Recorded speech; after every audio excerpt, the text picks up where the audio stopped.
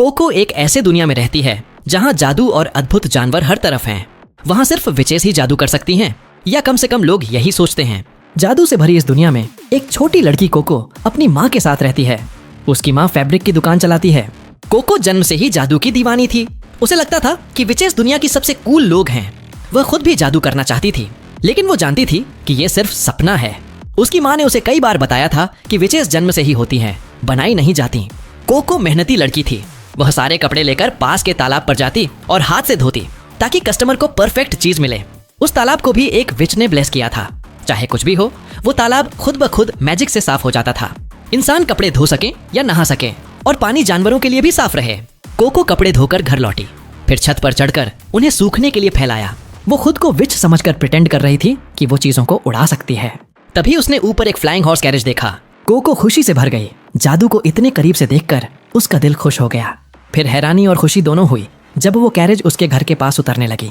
वो तुरंत एक्साइटेड होकर सीढ़ियां उतरती हुई अपनी माँ को बताने भागी, लेकिन दरवाजा खोलते ही वो एक सफेद बालों वाले आदमी से टकरा गई। वो आदमी डिस्काउंट गोजो सतोरू जैसा बनने की कोशिश कर रहा था। कोको तुरंत माफी मांगने लगी। उसने मुस्कुराते हुए कहा कि गलती उसकी थी, वो गलत जगह खड़ा था। उसने पास की औरतों की बातें सुनी। वे दुकान के फैब्रिक्स देख रही थीं। वे हैरान थीं कि इतनी दूर गांव में इतने शानदार कपड़े कैसे मिल रहे हैं। कोको का दिल खुशी से भर गया। वो सोचने लगी कि शायद ये लोग उसी फ्लाइंग कैरेज से आए हैं, लेकिन गोजो ने बताया कि वो उन लोगों के साथ नहीं है। कोको की माँ ने उसे कहा कि वहाँ खड़ी मत रहो, कस्टमर्स की मदद करो। फिर माँ ने गोजो की तरफ मुड़कर पूछा कि वो क्या चाहते हैं। गोजो बोला कि उसे एक खास स्मोक कलर का फैब्रिक चाहिए। अगर अभी वे बिजी हैं तो वो बाद में आ सकता है। कोको ने बीच में बोलते हुए कहा कि कोई बात नहीं, वो मदद कर देगी। गोजो थोड़ा सरप्राइज हो गया क्योंकि कोको काफी छोटी लग रही थी, लेकिन कोको की माँ ने कहा कि चिंता मत करो, वो अच्छे हाथों में है। कोको ने अपनी माँ से पूछा कि काम खत्म करके वो बाहर जाकर फ्लाइंग कैरेज देख सकती है क्या। माँ ने तुरंत याद दिलाया कि कस्टमर्स की प्रॉपर्टी से छेड़छाड़ नहीं करनी है। कोको ने वादा किया कि वो सिर्फ दूर से देखेगी, पास नहीं जाएगी। माँ आखिरकार मान गई। कोको खुशी खुशी गोजो के पास लौटी। उसने गोजो से मेजरमेंट्स लिए और बैक रूम में चली गई। उसने जल्दी से वो कलर का फैब्रिक ढूंढ निकाला और वर्क डेस्क पर रखा। फिर टूल्स निकाले और फैब्रिक की लंबाई नापने लगी। उसने चारकोल में डुबोया हुआ लकड़ी का पेंसिल निकाला, एंड पॉइंट मार्क किया, सांस संभाली और एक ही बार में सीधी लाइन खींच दी। फिर शेयर्स निकाले और बिना किसी रुकावट के एकदम सीधा कट लगा दिया। वो अपने काम में इतनी खोई हुई थी कि उसे पता भी नहीं चला कि गोजो पूरे समय वहां खड़ा उसे देख रहा था। गोजो ने फैब्रिक उठाया और कहा कि वो सरप्राइज्ड और इम्प्रेस्ड है। कोको के पास इतना फोकस और स्टेडी हैंड्स हैं। उसके मूवमेंट्स में कोई झिझक नहीं थी। फिनिशिंग परफेक्ट थी। उसने कहा कि उसे नहीं पता था कि इस तरह के गांव में भी इतनी स्किल्ड आर्टिसन हो सकती है। उसने कोको के काम को मैजिक कहा। कोको सोचने लगी कि क्या गोजो उसे एप्स्टीन आइलैंड ले जाना चाहता है। उसने कहा कि उसका काम कोई मैजिक नहीं है, बस रिपीटेटिव काम है, जबकि मैजिक कुछ प्योर एंड शाइनी है, अनबिलीवेबली ब्यूटीफुल, इतना प्रीशियस कि शब्दों में बयान नहीं किया जा सकता। गोजो को इस लड़की में मैजिक के लिए रॉ पैशन दिखा। उसने पूछा कि वो मैजिक को इतना क्यों प्यार करती है। कोको ने बताया कि जब वो छोटी थी तो उसकी माँ उसे पास के शहर के फेस्टिवल में ले गई थी। वहाँ सब कुछ बहुत खूबसूरत था। एक तितली के पीछे पीछे जाते हुए वो एक बैक एली में मास्क्ड विच से मिल गई। विच ने पूछा कि क्या वो मैजिक में इंटरेस्टेड है। तब कोको को ठीक से पता नहीं था कि मैजिक क्या है, तो विच ने उसे दिखाया कि मैजिक से क्या क्या किया जा सकता है। कोको उस डेमोन्स्ट्रेशन की खूबसूरती देखकर दंग रह गई। उसने तुरंत मैजिक बुक और वेंट खरीद ली। घर लौटकर उसने माँ को बुक दिखाई। माँ हैरान हुई कि उसने पैसे बर्बाद करके बेकार चीजें क्यों खरीदी, लेकिन कोको खुश थी। विच के दिखाए मैजिक को देखकर अभी भी आश्चर्य में थी। उसने माँ से कहा कि जब वो बड़ी हो जाएगी तो विच बनेगी और अपने जादू से दुनिया को और ज्यादा रंगीन बना देगी। माँ ने कहा कि ये सपना पूरा नहीं हो सकता, तुम बस सोचकर विच नहीं बन सकती। ये पावर जन्म से मिलती है, दुर्भाग्य से हम जैसे आम लोग इसे नहीं पा सकते। उस दिन से ये उसका सपना बन गया था। भले ही वो जानती थी कि ये नामुमकिन है, फिर भी वो सपने को छोड़ नहीं पाती। गोजो इंटरेस्टेड लग रहा था और कुछ बोलने वाला था। तभी बाहर से कुछ आवाजें आईं। कोको तुरंत बाहर भागी कि क्या हो रहा है। पता चला कि कैरेज उलट गई है। ड्राइवर घोड़ों को कंट्रोल करने की कोशिश कर रहा था। कोको को उसके दो दोस्त मिले। वे बताने लगे कि वे करीब से देखने गए थे। एक लड़के का सिर कैरेज से टकराया, जिससे घोड़े डर गए और कैरेज गिर गई। कैरेज वाली महिलाएं बहुत गुस्सा थीं। वे कह रही थीं कि ये उनके पापा की कैरेज है। कोको की माँ ने लड़कों की तरफ से माफी मांगी, लेकिन महिलाएं बोली कि माफी से कैरेज ठीक नहीं होगी। बिना कैरेज के वे घर कैसे जाएंगी। तभी गोजो ने आगे बढ़कर महिलाओं को शांत रहने को कहा। वो कैरेज देख लेगा। महिलाओं ने कहा कि ये साधारण कैरेज नहीं है, मैकेनिक इसे ठीक नहीं कर सकता, ये मैजिकल कैरेज है। उनके पापा ने उनकी बर्थडे पर गिफ्ट दी थी। तभी गोजो ने अपने केप से एक पॉइंटेड कैप निकाला। महिलाओं की आवाज तुरंत नरम हो गई। वे समझ गईं कि गोजो कोई आम आदमी नहीं बल्कि एक विच है। महिलाओं ने उसे कैरेज देखने की गुजारिश की। गोजो ने तुरंत समझ लिया कि समस्या ये है कि एक सिंपल स्पेल खुल गया था। इसे आसानी से ठीक किया जा सकता है, बस उसे प्राइवेट जगह चाहिए जहां वो स्पेल प्रैक्टिस कर सके। बिना एक पल सोचे कोको ने उसे वर्कशॉप इस्तेमाल करने को कह दिया। उसे उम्मीद थी कि शायद वो उसके साथ अंदर जा सकेगी और आखिरकार देख पाएगी कि स्पेल कास्ट करना कैसा लगता है। लेकिन उसकी योजना बिगड़ गई जब गोजो ने उसे बाहर खड़े रहकर गार्ड करने को कहा। किसी को भी अंदर आने की इजाजत नहीं थी। कोको सोचने लगी कि जादू तो हर तरफ है, फिर भी किसी ने कभी विच को मैजिक करते हुए नहीं देखा। विचेस इसे बड़ा सीक्रेट रखती हैं जो आम इंसानों को कभी नहीं पता चलना चाहिए। वो बाहर उदास बैठी थी, तभी उसे फिर से लड़कों की आवाज सुनाई दी। वे छत पर चढ़ गए थे ताकि अंदर झांक सकें। कोको ने उन्हें रोकने की बजाय खुद उनके साथ जुड़ गई, लेकिन पता चला कि विच ने पहले ही सारी खिड़कियां बंद कर दी थीं। अंदर कुछ भी दिखाई नहीं दे रहा था। लड़के ऊब गए और नीचे उतर गए, लेकिन कोको के दिमाग में कुछ और ही प्लान था। वो ऊपरी फ्लोर पर पहुंच गई और बचपन में खरीदी हुई अपनी मैजिक बुक निकाल ली। उसने देखा कि वहां से अंदर साफ दिख रहा है। पहले तो उसने बुक के इंस्ट्रक्शंस फॉलो करने की कोशिश की, लेकिन उसकी क्यूरियोसिटी जीत गई। वो झांकने लगी और हैरान रह गई। गोजो कोई स्पेल चैंट नहीं कर रहा था। दरअसल वो पेन से कैरेज के पहिए पर कुछ ड्रा कर रहा था। तभी उसे समझ आया कि विचेस स्पेल नहीं कास्ट करती, वे उन्हें ड्रा करके अस्तित्व में लाती हैं। जैसे ही गोजो का काम खत्म हुआ, वो कोको को बुलाने बाहर आने लगा। कोको तेजी से भागी।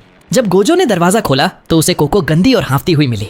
खुशी की बात यह कि कैरेज ठीक से काम करने लगी थी और महिलाएं चली गईं। शाम होते होते सारे कस्टमर्स का काम खत्म हो गया। कोको की माँ ने उसकी तरफ देखते हुए कहा कि उसे थोड़ा डर लग रहा था, कहीं वो उस विच के साथ चली ना जाए। पापा को बीमारी से खोने के बाद कोको ही उसकी दुनिया में सब कुछ है। उसे खोने का ख्याल भी वो सह नहीं सकती। कोको ने कहा कि वो कभी उसे नहीं छोड़ेगी। उसने माँ को जोर से गले लगा लिया, फिर घर जाकर गर्म डिनर किया। थोड़ी देर बाद दोनों नाइट गाउन पहनकर गुड नाइट कहा। कोको ऊपर अपने कमरे में चली गई। वहां पहुंचते ही उसने जल्दी से मैजिक बुक और वैंड निकाली। उसने देखा कि वैंड दरअसल सिर्फ एक पेन थी और पिक्चर बुक असल में मैजिकल सिंबल्स बनाने की गाइड थी। वो टेबल पर बैठ गई और बुक में बने डिजाइन को रफ शीट पर कॉपी करने लगी। कुछ देर बाद उसने डिजाइन रफली बना लिया, लेकिन उसे ध्यान नहीं रहा कि सर्कल अभी पूरा नहीं हुआ था। जब वो सोच रही थी कि ये लॉन्ग शॉट है, तभी उसके पेन से थोड़ी स्याही टपक गई और सर्कल पूरा हो गया। तुरंत कागज से स्पार्क्स उड़ने लगे। कोको दंग रह गई। वो खुशी से उछलने लगी। उसने असल जिंदगी में मैजिक कर दी थी। ये तो शुरुआत थी। उसने बुक के अलग अलग मैजिकल सिंबल्स ट्राई करने शुरू कर दिए। उसने कागज पर आग भी जला दी। कई कोशिशों के बाद उसे थोड़ा समझ आने लगा। उसने नोटिस किया कि जितना बड़ा ड्राइंग उतना पावरफुल स्पेल, और जितना साफ सुथरा ड्राइंग स्पेल उतना लंबे समय तक चलता है। लेकिन बड़ा और साफ ड्रॉ करना बहुत मुश्किल था। उसने प्लान बनाया कि वो ट्रेसिंग करेगी। ये कॉपी करने से आसान था। उसने नया पेज लिया और नया पैटर्न ट्रेस करने लगी। अचानक उसके पीछे अंधेरा फैलने लगा। जैसे ही उसने स्पेल पूरा किया, किसी ने उसे पीछे से पकड़ लिया और खिड़की से बाहर कूद गया। वो गोजो था। वो डरा हुआ लग रहा था। उसने पूछा कि कोको ने कौन सा स्पेल यूज किया था। कोको डर गई और बोली कि उसे कुछ पता नहीं। गोजो हवा में उड़ता रहा। तभी उसे कोको की माँ की आवाज सुनाई दी। पूरे घर को आइस क्रिस्टल में बदलते देख गोजो हैरान रह गया। उसे समझ आया कि कोको ने फॉरबिडन मैजिक को छू लिया था, लेकिन माँ को चेतावनी देने का समय नहीं बचा। माँ भी घर के साथ क्रिस्टल बन गई। कोको का कंट्रोल चला गया। वो विच को लात मारकर छुड़ाने लगी ताकि माँ की मदद कर सके। गोजो उसे पकड़ने की कोशिश कर रहा था, क्योंकि हवा में उसे छोड़ नहीं सकता था। कोको ने जोर लगाकर खुद को आजाद कर लिया। अगर गोजो ने आखिरी पल में उसे नहीं बचाया होता तो वो नीचे गिरकर मर जाती। कोको अब बहुत डरी हुई थी। उसे कुछ भी परवाह नहीं थी। वो सीधे अपनी माँ की तरफ भागी। वो भी क्रिस्टल बन जाती, लेकिन गोजो ने आखिरी मौके पर उसे उठा लिया और फिर हवा में उड़ गया। कोको रोते रोते माफी मांग रही थी। उसे नहीं पता था कि ऐसा हो जाएगा। गोजो ने उसे यकीन दिलाया। उसने कहा कि ये बात आम लोगों से सीक्रेट रखी जाती है ताकि ऐसी त्रासदी ना हो। मैजिक करने के लिए बस स्पेशल इंक और कास्टिंग सील्स की जरूरत होती है। बस इतना ही काफी है। लेकिन विचेस का सबसे बड़ा नियम है कि ये जानकारी किसी को नहीं बतानी। अब जब कोको को सच्चाई पता चल गई है तो उसे उसकी मेमोरी मिटानी होगी। कोको ने रोते हुए मिन्नत की कि ऐसा न करे। अगर वो सब भूल गई तो अपनी माँ को कैसे बचाएगी। उसने कहा कि वो सारे ड्राइंग्स दिल से याद कर चुकी है। वो सिर्फ अपनी माँ को बचाना चाहती है। गोजो को अचानक समझ आया कि जिसने उसे ये बुक बेची थी वो शायद एविल गैंग ऑफ विचेस का मेंबर है। कोको की मेमोरी उस गैंग तक ले जा सकती है। कोको ने पूछा कि क्या अगर वो पता लगा लें कि किसने बुक बेची तो माँ को बचाया जा सकता है। गोजो ने कहा कि थोड़ी सी उम्मीद है। कोको ने फिर मिन्नत की कि मेमोरी मत मिटाओ। वो अपनी माँ को बचाने के लिए कुछ भी करेगी। गोजो ने पूछा कि क्या वो ये मैजिक हमेशा सीक्रेट रखेगी। कोको ने हाँ कहा। फिर गोजो ने पूछा कि क्या वो पूरी कोशिश करके सीखेगी। कोको सरप्राइज हो गई। गोजो ने बताया कि अब जब उसे ज्ञान मिल गया है तो बेहतर है कि वो मैजिक को कंट्रोल करना सीख ले, इसलिए आज से वो भी एक विच है। छोटी कोको के लिए ये एक्साइटमेंट और डर बहुत ज्यादा था। वो जल्दी ही शांति से सो गई। जब वो उठी तो सुबह की ठंडी हवा और सूरज की किरणें उसके चेहरे पर पड़ रही थीं। उसने इधर उधर देखा। ये सपना नहीं था। गोजो उसके पास बैठा था और वे सचमुच फ्लाइंग कैरेज में उड़ रहे थे। गोजो ने देखा कि वो जाग गई है। उसने कहा कि चिंता मत करो, वे लोकेशन के बहुत पास हैं। उसे एहसास हुआ कि गरीब लड़की अभी भी बहुत ठंडी महसूस कर रही होगी, क्योंकि वो अभी भी नाइट क्लोथ्स में थी। उसने उसे वार्म रहने के लिए एक केप दे दिया। जल्दी ही सामने एक क्लियरिंग दिखाई दी। गोजो ने बताया कि ये उसका पर्सनल वर्कशॉप है जहाँ वो मैजिक पर रिसर्च करता है और अब से यहीं कोको रहेगी। यहाँ वो मैजिक सीखेगी और उसे कंट्रोल करना सीखेगी। वे नीचे उतर गए। गोजो घरों की तरफ बढ़ता गया। उसने कोको को बताया कि उसके घर की चिंता मत करो। जाते समय उसने स्पेशल सीड्स बिखेर दिए थे जो जल्दी ही घर के चारों तरफ प्रोटेक्टिव बैरियर बना देंगे ताकि कोई अनजान व्यक्ति पास ना आ सके, क्योंकि अभी उन्हें ये भी नहीं पता कि वो कितनी पावरफुल है। कोको अचानक रुक गई और उसकी आंखों में आंसू आ गए। गोजो थोड़ा कंफ्यूज हो गया। वो उसके पास आया और पूछा कि क्या वो घायल है। कोको ने रोते हुए कहा कि कल रात उसने अपनी माँ से वादा किया था कि वो कभी उसे नहीं छोड़ेगी, लेकिन एक दिन भी नहीं बीता और वो पहले ही उसे छोड़ आई है। गोजो ने उसे समझाया और कहा कि चिंता मत करो, वे जल्दी ही पता लगा लेंगे कि उसकी माँ के साथ क्या हुआ और उसे स्पेल से सुरक्षित बाहर निकाल लेंगे। लेकिन अभी के लिए आंसू पोंछ लो, ये जगह अब कुछ समय के लिए तुम्हारा घर है जब तक तुम मैजिक को सही से हैंडल करना नहीं सीख जाती। उसने तुरंत मैजिक यूज करके एक वाटर बॉल बनाई, फिर उसे एक डिवाइस में डाला और कोको को दे दिया। कोको अभी भी कंफ्यूज थी। गोजो ने कहा कि आंखें धो लो, वो उसके लिए कपड़े ले आता है। कोको अभी भी सोच रही थी कि इस पानी का यूज कैसे करना है। तभी पीछे से एक आवाज आई। उसने मुड़कर देखा तो अपनी उम्र की एक लड़की खड़ी थी। उसके बाल पिंक थे और वो मुस्कुरा रही थी। उसने कहा कि स्पेल्स की बात करें तो इस पानी वाला स्पेल काफी सिंपल है। वो नीचे आई और डिवाइस उसके हाथ से ले लिया। बताया कि ये मैजिक हवा में मौजूद सारी नमी को इकट्ठा करके वाटर बॉल बना देता है। इस्तेमाल करने के लिए बस थोड़ा टिल्ट कर दो, पानी निकल आएगा। कोको हैरान रह गई। उसने लड़की को थैंक यू कहा कि उसने डिवाइस यूज करना सिखा दिया। उसके जवाब का इंतजार किए बिना दूसरी लड़की सामने आई। उसके बाल ब्लू थे। उसने कोको को कैजुअली ग्रीट किया और आगे बढ़ गई। कोको ने देखा कि ब्लू हेयर वाली लड़की के हाथ में कई पेन और इंक है। उसे लगा कि ये लड़कियां भी विच हैं। उसने उनसे पूछा। पिंक हेयर वाली लड़की ने बताया कि वे अभी अप्रेंटिस हैं। फिर उसने पूछा कि क्या कोको खुद अप्रेंटिस नहीं है। कोको मुस्कुराते हुए बोली कि अभी गोजो की स्टूडेंट कहलाना थोड़ा जल्दबाजी होगा, क्योंकि उसे मैजिक के बारे में बिल्कुल कुछ नहीं पता। सिर्फ कुछ घंटे पहले ही उसने अपना पहला स्पेल ड्रा किया था। जैसे ही उसने ये बात कही, कमरे का माहौल बदल गया। दोनों लड़कियां डरती हुई नजर आने लगी। पिंक लड़की ने पूछा कि क्या तुम वही हो जिसकी खबर सुबह से फैल रही है। कोको को कुछ समझ नहीं आया। पिंक लड़की ने बताया कि अफवाह थी कि एक बाहर की कॉमनर लड़की ने फॉरबिडन मैजिक यूज कर लिया। फिर भी उसकी मेमोरी नहीं मिटाई गई और उसे स्टूडेंट बना लिया गया। लेकिन उन्हें पता नहीं था कि उनका अपना टीचर ये सब कर रहा है। उनकी बात पूरी होने से पहले गोजो आ गया। उसने पिंक हेयर वाली को टिया और ब्लू हेयर वाली को रिच बताया। फिर उसने कोको को एक गार्ड दी। कहा कि उसके सारे स्टूडेंट्स ये कपड़े पहनते हैं। कोको ने शुक्रिया कहते हुए उसे ले लिया। कपड़े बदलकर जब वो वापस आई तो बैठ गई। गोजो ने कहा कि अब वो उसे मैजिक का इतिहास बताएगा। बहुत समय पहले पूरी ह्यूमैनिटी को मैजिक यूज करने की पावर थी। बस स्पेशल इंक और कुछ पार्चमेंट चाहिए होता था ड्रॉ करने के लिए। दुनिया का हर इंसान मैजिक यूज कर सकता था। ये नामुमकिन को मुमकिन बना देता था। लेकिन इंसानों की फितरत है चीजों को बर्बाद करना। जब इतनी बड़ी पावर मिल जाए तो लोग उसका गलत इस्तेमाल जरूर करते हैं। उस समय बहुत सारे भयानक और खतरनाक स्पेल्स बनाए गए जिससे भारी तबाही और मौतें हुई। कई जंगें हुई, लेकिन कोई जीतने वाला नहीं था, सिर्फ हारने वाले थे। तभी कुछ बहुत ताकतवर और स्पेशलाइज्ड मेजर्स ने युद्ध का रास्ता छोड़ने का फैसला किया। उन्होंने एक ऐसा स्पेल बनाया जो किसी की भी मेमोरी मिटा सकता था। उस स्पेल से उन्होंने पूरी ह्यूमन रेस की मेमोरी मिटा दी कि कोई भी मैजिक यूज कर सकता है। सिर्फ उन पहले मेजर्स के डिसाइपल्स को ही मैजिक यूज करने की जानकारी दी गई। उसके बाद से बाकी दुनिया यही मानने लगी कि मैजिक सिर्फ कुछ खास चुने हुए लोगों को ही मिलती है जो जन्म से विच होते हैं। अगर ये सच्चाई फिर से सामने आई तो दुनिया फिर से उसी पुराने समय की तरह अराजकता और तबाही में डूब जाएगी। इसीलिए ये सीक्रेट इतना अच्छे से गार्ड किया जाता है और इसी वजह से कोको वाली फॉरबिडन मैजिक की खबर इतनी तेजी से फैल गई। कोको ने अपराध बोध से नीचे देखा। फिर गोजो से पूछा कि फॉरबिडन स्पेल आखिर है क्या। गोजो उदास नजर आया। उसने बताया कि फॉरबिडन मैजिक उन पुराने युद्ध और तबाही के समय के स्पेल्स हैं जिन्हें मेजर्स के बीच बने पैक्ट के दिन यूज करना मना कर दिया गया था। सरल शब्दों में वो मैजिक जो लोगों को नुकसान पहुंचाने के लिए यूज की जाती है। कोको तुरंत उसके पास गई और मिन्नत करने लगी, उसे फॉरबिडन मैजिक के बारे में सब कुछ सिखा दो, क्योंकि वो कभी भी दोबारा ऐसा स्पेल नहीं यूज करना चाहती और अपनी माँ का इलाज ढूंढना चाहती है। गोजो उसे बेसमेंट में ले गया। रास्ते में समझाया कि फॉरबिडन मैजिक तो बहुत है, लेकिन कुछ टाइप्स आसानी से समझ में आ सकते हैं। पहला टाइप वो मैजिक है जो सीधे इंसान पर यूज होती है, जिसमें ट्रांसफॉर्मेशन, उम्र बदलना, विचारों को कंट्रोल करना या सीधे हीलिंग या नुकसान पहुंचाना शामिल है। इसमें सिर्फ एक एक्सेप्शन है, लोगों की मेमोरी मिटाना, जो तब यूज होता है जब कोई कॉमनर हमारे सीक्रेट के बारे में जान जाता है। इसीलिए ज्यादातर मैजिक आइटम्स पर कास्ट की जाती है, जैसे कैरेज, लैंप या खिड़कियां। फिर उसने उसे एक रंगीन खिड़की दिखाई। जब वो उसे घुमाता है तो बेसिकली एनीवेयर डोर बन जाती है। बाहर का नजारा जो सिर्फ पहाड़ और घास के मैदान थे वो बदलकर एक धुंध भरी झील में बदल गया। गोजो ने एक बड़ी टावर की तरफ इशारा किया। कहा कि इसे टावर ऑफ टूम्स कहते हैं। जैसे ही कोई मैजिकल बुक लिखी जाती है उसकी कॉपी तुरंत इस टावर में बन जाती है ताकि कोई भी ज्ञान कभी खो न जाए। कोको ने तुरंत कहा कि उसे टावर ले चलो, वो अपनी पिक्चर बुक की कॉपी ढूंढ लेगी। लेकिन गोजो ने कहा कि इतनी जल्दबाजी मत करो। तभी एक तेज आवाज आई। झील से एक विशाल सांप निकला।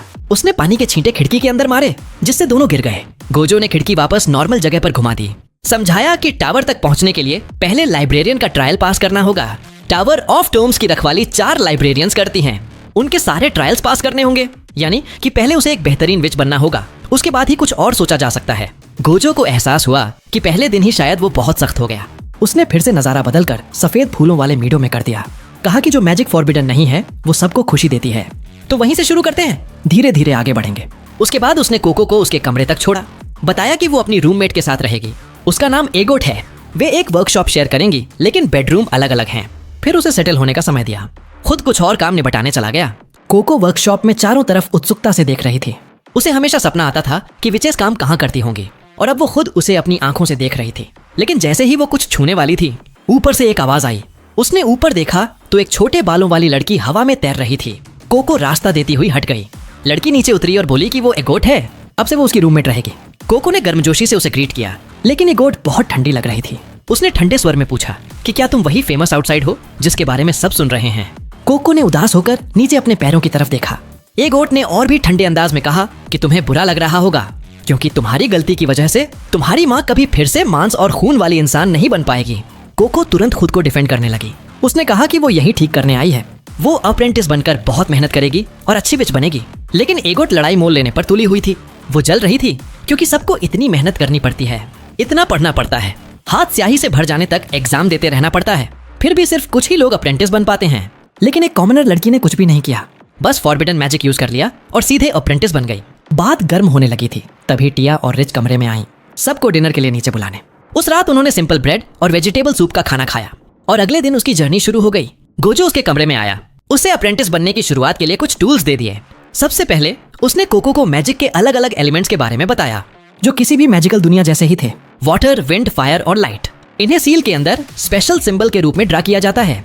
फिर उसके चारों तरफ सर्कल ड्रा कर दिया जाता है। जैसे ही सर्कल पूरा होता है, स्पेल एक्टिवेट हो जाता है।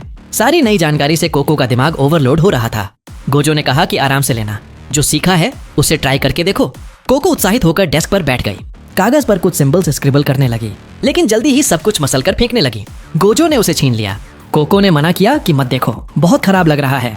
गोजो ने देखा और कहा कि शुरुआती सिंबल्स ऐसे ही टेढ़े मेढ़े लगते हैं, तुम अभी अभी सीख रही हो, चिंता मत करो। उसने नोट किया कि सील का सर्कल अभी कनेक्टेड नहीं है, इसी वजह से उसका स्पेल एक्टिवेट नहीं हुआ। जैसे ही उसने सर्कल पूरा किया, मैजिक की दिशा गलत हो गई। एक स्ट्रीम ऑफ वाटर सीधे एगोट पर जा लगी, जो पास में पड़ रही थी। उसका पूरा पार्चमेंट खराब हो गया। कोको डर गई और तुरंत माफी मांगने लगी। एगोट शांति से उसके पास आई। उसने बताया कि तुम्हारी एक लाइन दूसरी से लंबी हो गई थी, इसी वजह से पानी उसी दिशा में बह निकला। गोजो उसकी डिटेल पर ध्यान देने से खुश हुआ। उसने बताया कि वो कुछ दिनों के लिए ग्रेट हॉल ऑफ मेजेस जा रहा है। तब तक एगोट कोको को जितना हो सके मैजिक सिखाए। जैसे ही गोजो चला गया, एगोट कोको की तरफ मुड़ी। कहा कि अब वो आराम वाले छोटे छोटे लेसन खत्म, अब असली टेस्ट और सिखाई शुरू होगी। कोको थोड़ा शॉक हो गई, लेकिन कुछ नहीं बोली। अगली सुबह एगोट कोको को मैजिक विंडो के पास ले गई। कहा कि अपनी पहली टेस्ट के लिए तैयार हो जाओ। कोको बहुत नर्वस हो रही थी। उसने कभी ऐसा कुछ नहीं किया था। वो चाहती थी कि गोजो वापस आ जाए तब ये सब करें। लेकिन एगोट ने कहा कि उसने ये टेस्ट सिर्फ 10 साल की उम्र में पास किया था। ये हर अप्रेंटिस बनने वाले के लिए जरूरी राइट ऑफ पैसेज है।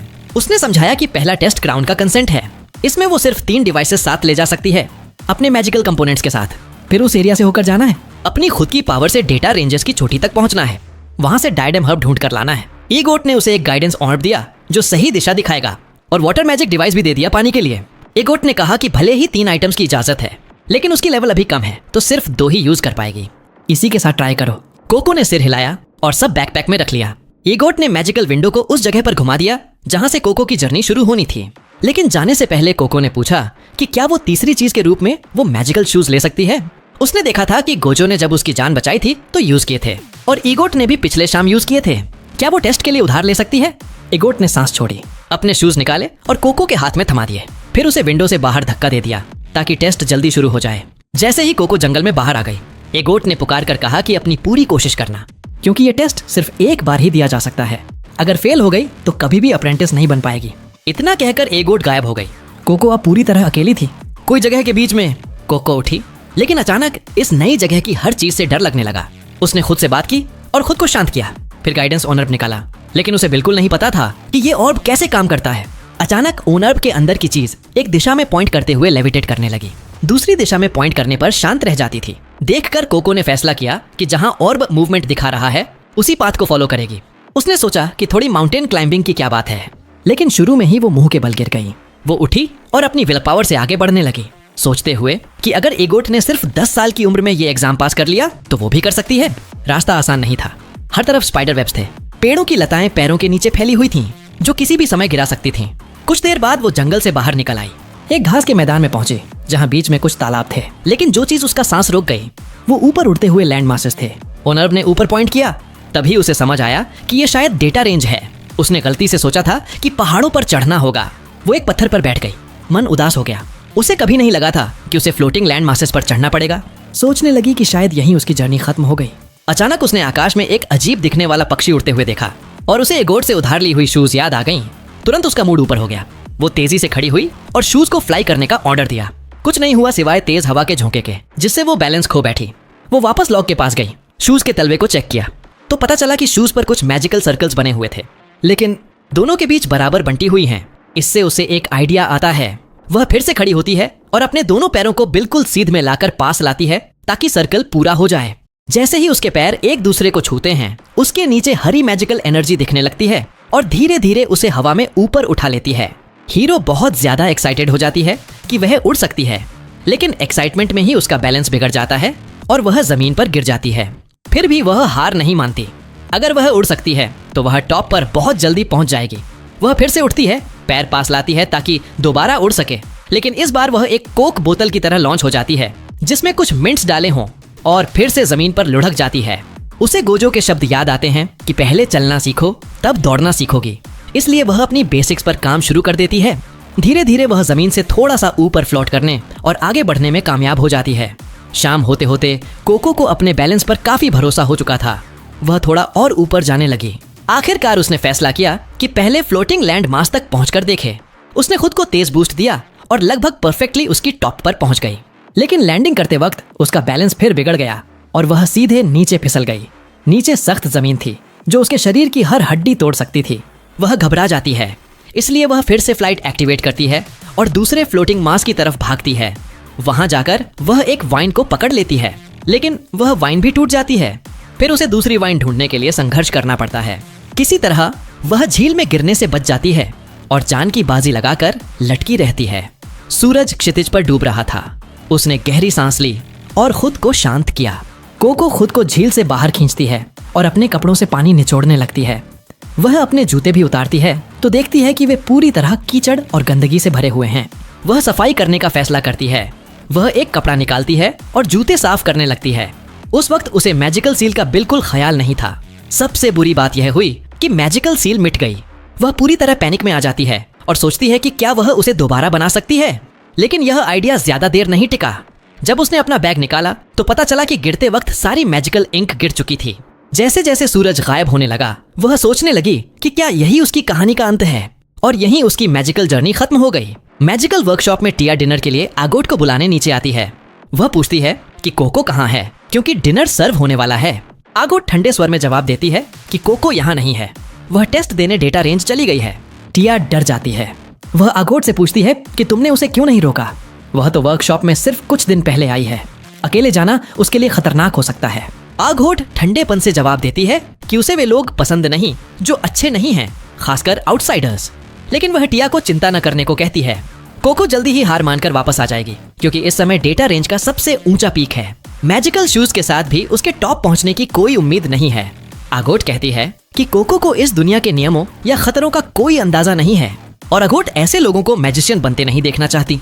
दूसरी तरफ डेटा रेंज के पास कोको एक अलग स्ट्रेटजी सोचती है। वह नाव लेकर झील के बीच में जाती है। जब लैंड मास नीचे आता है तो वह वाइन पकड़ने की कोशिश करती है, लेकिन कितनी भी कोशिश करे पहुंच नहीं पाती। वह फिर से अपने जूतों को देखती है। अब वे फ्लोटिंग के लिए भी ठीक नहीं थे। हालांकि उसने बची हुई इंक से सिंबल्स दोबारा बनाए थे, लेकिन पानी की वजह से इंक पतली हो गई थी और गीले जूते पर काम नहीं कर रही थी। तभी उसके दिमाग में एक विचार आता है, क्या वह जूतों की बजाय अपने पैरों पर ही मैजिकल सील बना ले? लेकिन वह तुरंत जूते पहन लेती है और उस विचार को दूर भगा देती है, क्योंकि बॉडी पर सीधे मैजिक यूज करना सख्ती से मना है। वह नाव में बैठकर ढेर हो जाती है। उसे समझ नहीं आ रहा कि अब वह कौन सी मैजिक यूज करे। वह सोचने लगी कि शायद आघोट सही कह रही थी, वह यहाँ बिल्कुल नहीं फिट होती। वह सोचती है कि कोई भी स्पेल तो आसानी से ड्रा कर सकता है, लेकिन उसे सही तरीके से यूज करना बिल्कुल अलग बात है। उसे गोजो का चेहरा याद आता है जब वह उसके कट्स देखकर कह रहा था कि यही ट्रू मैजिक है। यह याद करके उसे अंदर से बहुत अच्छा लगता है। वह उठ खड़ी होती है। उसे एहसास होता है कि उसके पास अपनी खुद की मैजिक है। वह जंगल में दौड़ती है, वहां से कुछ तेज पत्थर ढूंढती है। सूखी इंक को पत्थर पर फैब्रिक में लपेटकर थोड़ा पानी से पतला करती है। फिर वह अपना केप निकालती है और उसे फैलाकर रखती है जैसे कोई फैब्रिक हो। वर्कशॉप में अपनी माँ के साथ सालों के अनुभव से वह एक बेहद तेज और सीधी लाइन खींचती है। वह फैसला करती है कि वह उन्हीं टूल्स का यूज करेगी जिनके साथ वह पूरी जिंदगी काम करती आई है। नई चीज सीखने की बजाय पुरानी वाली चीजों पर भरोसा करेगी। जब सुबह होने लगी तो उसका मैजिकल सील बनकर तैयार था। यहाँ तक कि फर वाला सांप भी जाग जाता है और उसके साथ चलने का फैसला करता है। उसे अघोट की बात याद आती है कि अगर मैजिकल सिंबल्स बैलेंस में नहीं होंगे तो मैजिक एक ही दिशा में चली जाएगी। इसलिए उसने जानबूझकर एक लंबी लाइन बनाई थी। उम्मीद थी कि इससे वह मैजिक की दिशा कंट्रोल कर पाएगी। सब तैयार होने के बाद वह अपने पेन से सर्कल पूरा करती है। तुरंत हवाएं उसके साइल के चारों तरफ इकट्ठी हो जाती हैं। खुद पर शक करने से पहले ही उसे तेजी से आगे धकेल दिया जाता है। वह पानी पर खुद को स्टीयर करने की कोशिश करती है, लेकिन कोई फायदा नहीं। मैजिक इतनी स्ट्रांग थी कि नाव आधे में टूट गई। वह साइल को पकड़े हुए हवा में उड़ने लगी।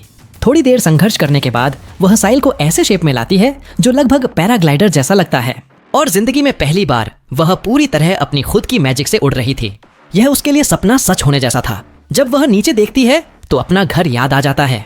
उसे एहसास होता है कि माँ की रोज की छोटी छोटी मदद कभी उसे मैजिक में इतना अच्छा बना देगी। यह उसने कभी सोचा भी नहीं था। वह जल्दी से अपना ऑर्ब ऑफ गाइडेंस चेक करती है। पता चलता है कि उसे और ऊपर जाना है। वह तेज टर्न लेती है और सीधे ऊपर की तरफ बढ़ने लगती है। आखिरकार उसे डेटा पीक का टॉप दिखाई देता है, जहाँ डेटम हर्ब्स सूरज की रोशनी में खिल रहे थे। वह ड्राइव बाय करती है और कुछ हर्ब्स पकड़ने की कोशिश करती है, लेकिन मिस हो जाती है। लगभग बैलेंस खो देती है, लेकिन किसी तरह ग्लाइडर पर वापस चढ़ जाती है। मजबूत इरादे के साथ वह घूमती है और फिर से हर्ब्स की तरफ जाती है, लेकिन फिर मिस। वह बार बार यही करती रहती है। हर्ब्स की तरफ उड़ती है, लेकिन हर बार सिर्फ कुछ इंचों से मिस हो जाती है। एक बार तो वह आगे वाले फ्लोटिंग लैंड मास से टकराने ही वाली थी, लेकिन बाल बाल बची और फिर पीक की तरफ मुड़ गई। आखिरी बार वह सीधे हर्ब्स की तरफ झपटती है, इस बार उल्टी लटक कर और ज्यादा रीच पाने के लिए। और कई हर्ब्स मिस करने के बाद आखिरकार हीरो एक हर्ब को जमीन से उठाने में कामयाब हो जाती है और अपना टेस्ट पूरा कर लेती है। वर्कशॉप में गोजो वापस आते हैं। टिया तुरंत उन्हें सारी स्थिति बता देती है। गोजो भी घबरा जाते हैं। वे कहते हैं कि अकेले जाना उसके लिए बहुत खतरनाक था, क्योंकि वह जादू के आसपास नहीं बड़ी हुई है जैसी बाकी सब। उन्हें उसे बचाने जाना चाहिए। लेकिन उनकी हैरानी तब होती है जब वे देखते हैं कि कोको पहले से ही वहां खड़ी है और उनके लिए मैजिकल विंडो खुलने का इंतजार कर रही है। उसके हाथ में डेटाम हर्ब है। टिया तुरंत उसे गले लगा लेती है और रोने लगती है। हीरो मुस्कुराती है और अघोट की तरफ बढ़ती है, जो हैरान लग रही थी। वह फूल उसे दिखाती है, लेकिन अघोट कुछ जवाब नहीं देती, बस मुड़कर अपने कमरे की तरफ चली जाती है। गोजो आखिरकार उसे पकड़ते हैं और कहते हैं कि जो उसने किया वह बेहद खतरनाक था। वह आसानी से मर सकती थी। उन्होंने कहा कि उसे कुछ भी साबित करने की जरूरत नहीं थी, क्योंकि वह पहले से ही उनकी अप्रेंटिस है। इसके साथ वे एक बॉक्स निकालते हैं और उसे अप्रेंटिस का ऑफिशियल क्लोक और हैट देते हैं। कुछ दिन बीत जाते हैं। आखिरकार गोजो फैसला करते हैं कि कोको के साथ कुछ बेसिक्स रिवाइज करें। वे उसे दुनिया के 4 बेसिक एलिमेंट्स के बारे में बताते हैं। वाटर सिगिल जो क्रिएशन और डिस्ट्रक्शन की पावर देता है। अर्थ सिगिल जो दुनिया में इतनी सारी ट्रांसफॉर्मेटिव चीजों का कारण है। विंड सिगिल जो विचेस को एक जगह से दूसरी जगह बहुत तेजी से ले जाता है। और आखिर में फायर सिगिल जो मैजिकल वर्ल्ड का स्वॉर्ड और शील्ड है। वे कोको को कहते हैं कि इन बेसिक सिगिल्स का प्रैक्टिस करो ताकि बाद में ज्यादा कॉम्प्लेक्स मैजिक कर सकें। हीरो तुरंत काम पर लग जाती है और एक पार्चमेंट पर लिखने लगती है, लेकिन गलती से आग लग जाती है। वह पैनिक में आ जाती है। टिया तुरंत पानी लेकर आती है और आग बुझा देती है। वह पूछती है कि वह क्या कर रही थी। हीरो जवाब देती है कि वह अपनी फ्लाइंग मैजिक पर काम कर रही थी। टिया कंफ्यूज हो जाती है और पूछती है कि फिर फायर सिगिल क्यों यूज कर रही थी। लेविटेशन पर काम करते वक्त गोजो वहां आते हैं। वे उसे साफ तौलिया देते हैं। वे कहते हैं कि फायर सिगिल बहुत स्ट्रांग है, लेकिन फॉर्मलेस भी है, इसलिए ये बहुत अनस्टेबल हो सकता है। टिया अपनी लेविटेशन मैजिक दिखाती है और बताती है कि वह इसमें कितनी अच्छी है। वह पूछती है कि कोको लेविटेशन क्यों प्रैक्टिस करना चाहती है। डेटा रेंज में तो वह रॉकेट की तरह उड़ रही थी। हीरो जवाब देती है कि टेस्ट के लिए उसने आगोट के शूज उधार लिए थे, लेकिन वे खराब हो गए हैं। वह उन्हें उसी हालत में वापस नहीं करना चाहती, इसलिए वह मैजिकल सील दोबारा बनाना चाहती है। लेकिन समस्या यह है कि कितनी भी कोशिश करे वह एक पोजीशन में सीधी लाइन नहीं बना पाती। गोजो सोचते हैं और उसका पेन ले लेते हैं। वे कहते हैं कि शायद गलती पेन की है, उसकी नहीं। वे कहते हैं कि यह पेन उन्होंने रैंडमली उठाया था। अब समय आ गया है कि कोको खुद अपना पेन चुने जो उसके लिए बेस्ट। टिया एक्साइटेड हो जाती है और कोको की तरफ उड़ती हुई आती है। वह कहती है कि अगला स्टॉप मैजिक स्टेशनरी शॉप है। कोको को समझ नहीं आता कि वे क्या कह रही हैं। गोजो समझाते हैं कि मैजिक स्टेशनरी शॉप में विचेस के रोजमर्रा के सभी मैजिकल आइटम्स मिलते हैं। वहां से पेन, इंक और बाकी जरूरी चीजें ले सकते हैं। हीरो इस बात पर बहुत एक्साइटेड हो जाती है। वह जल्दी से जाने को तैयार है। वे सब तैयार होकर शॉप के लिए निकल पड़ते हैं। गोजो कोको और आगोट को अपने कंधों पर बिठा लेते हैं। टिया और रिच अपने शूज की मदद से खुद उड़ते हैं। काफी देर उड़ने के बाद वे एक आइलैंड टाउन देखते हैं।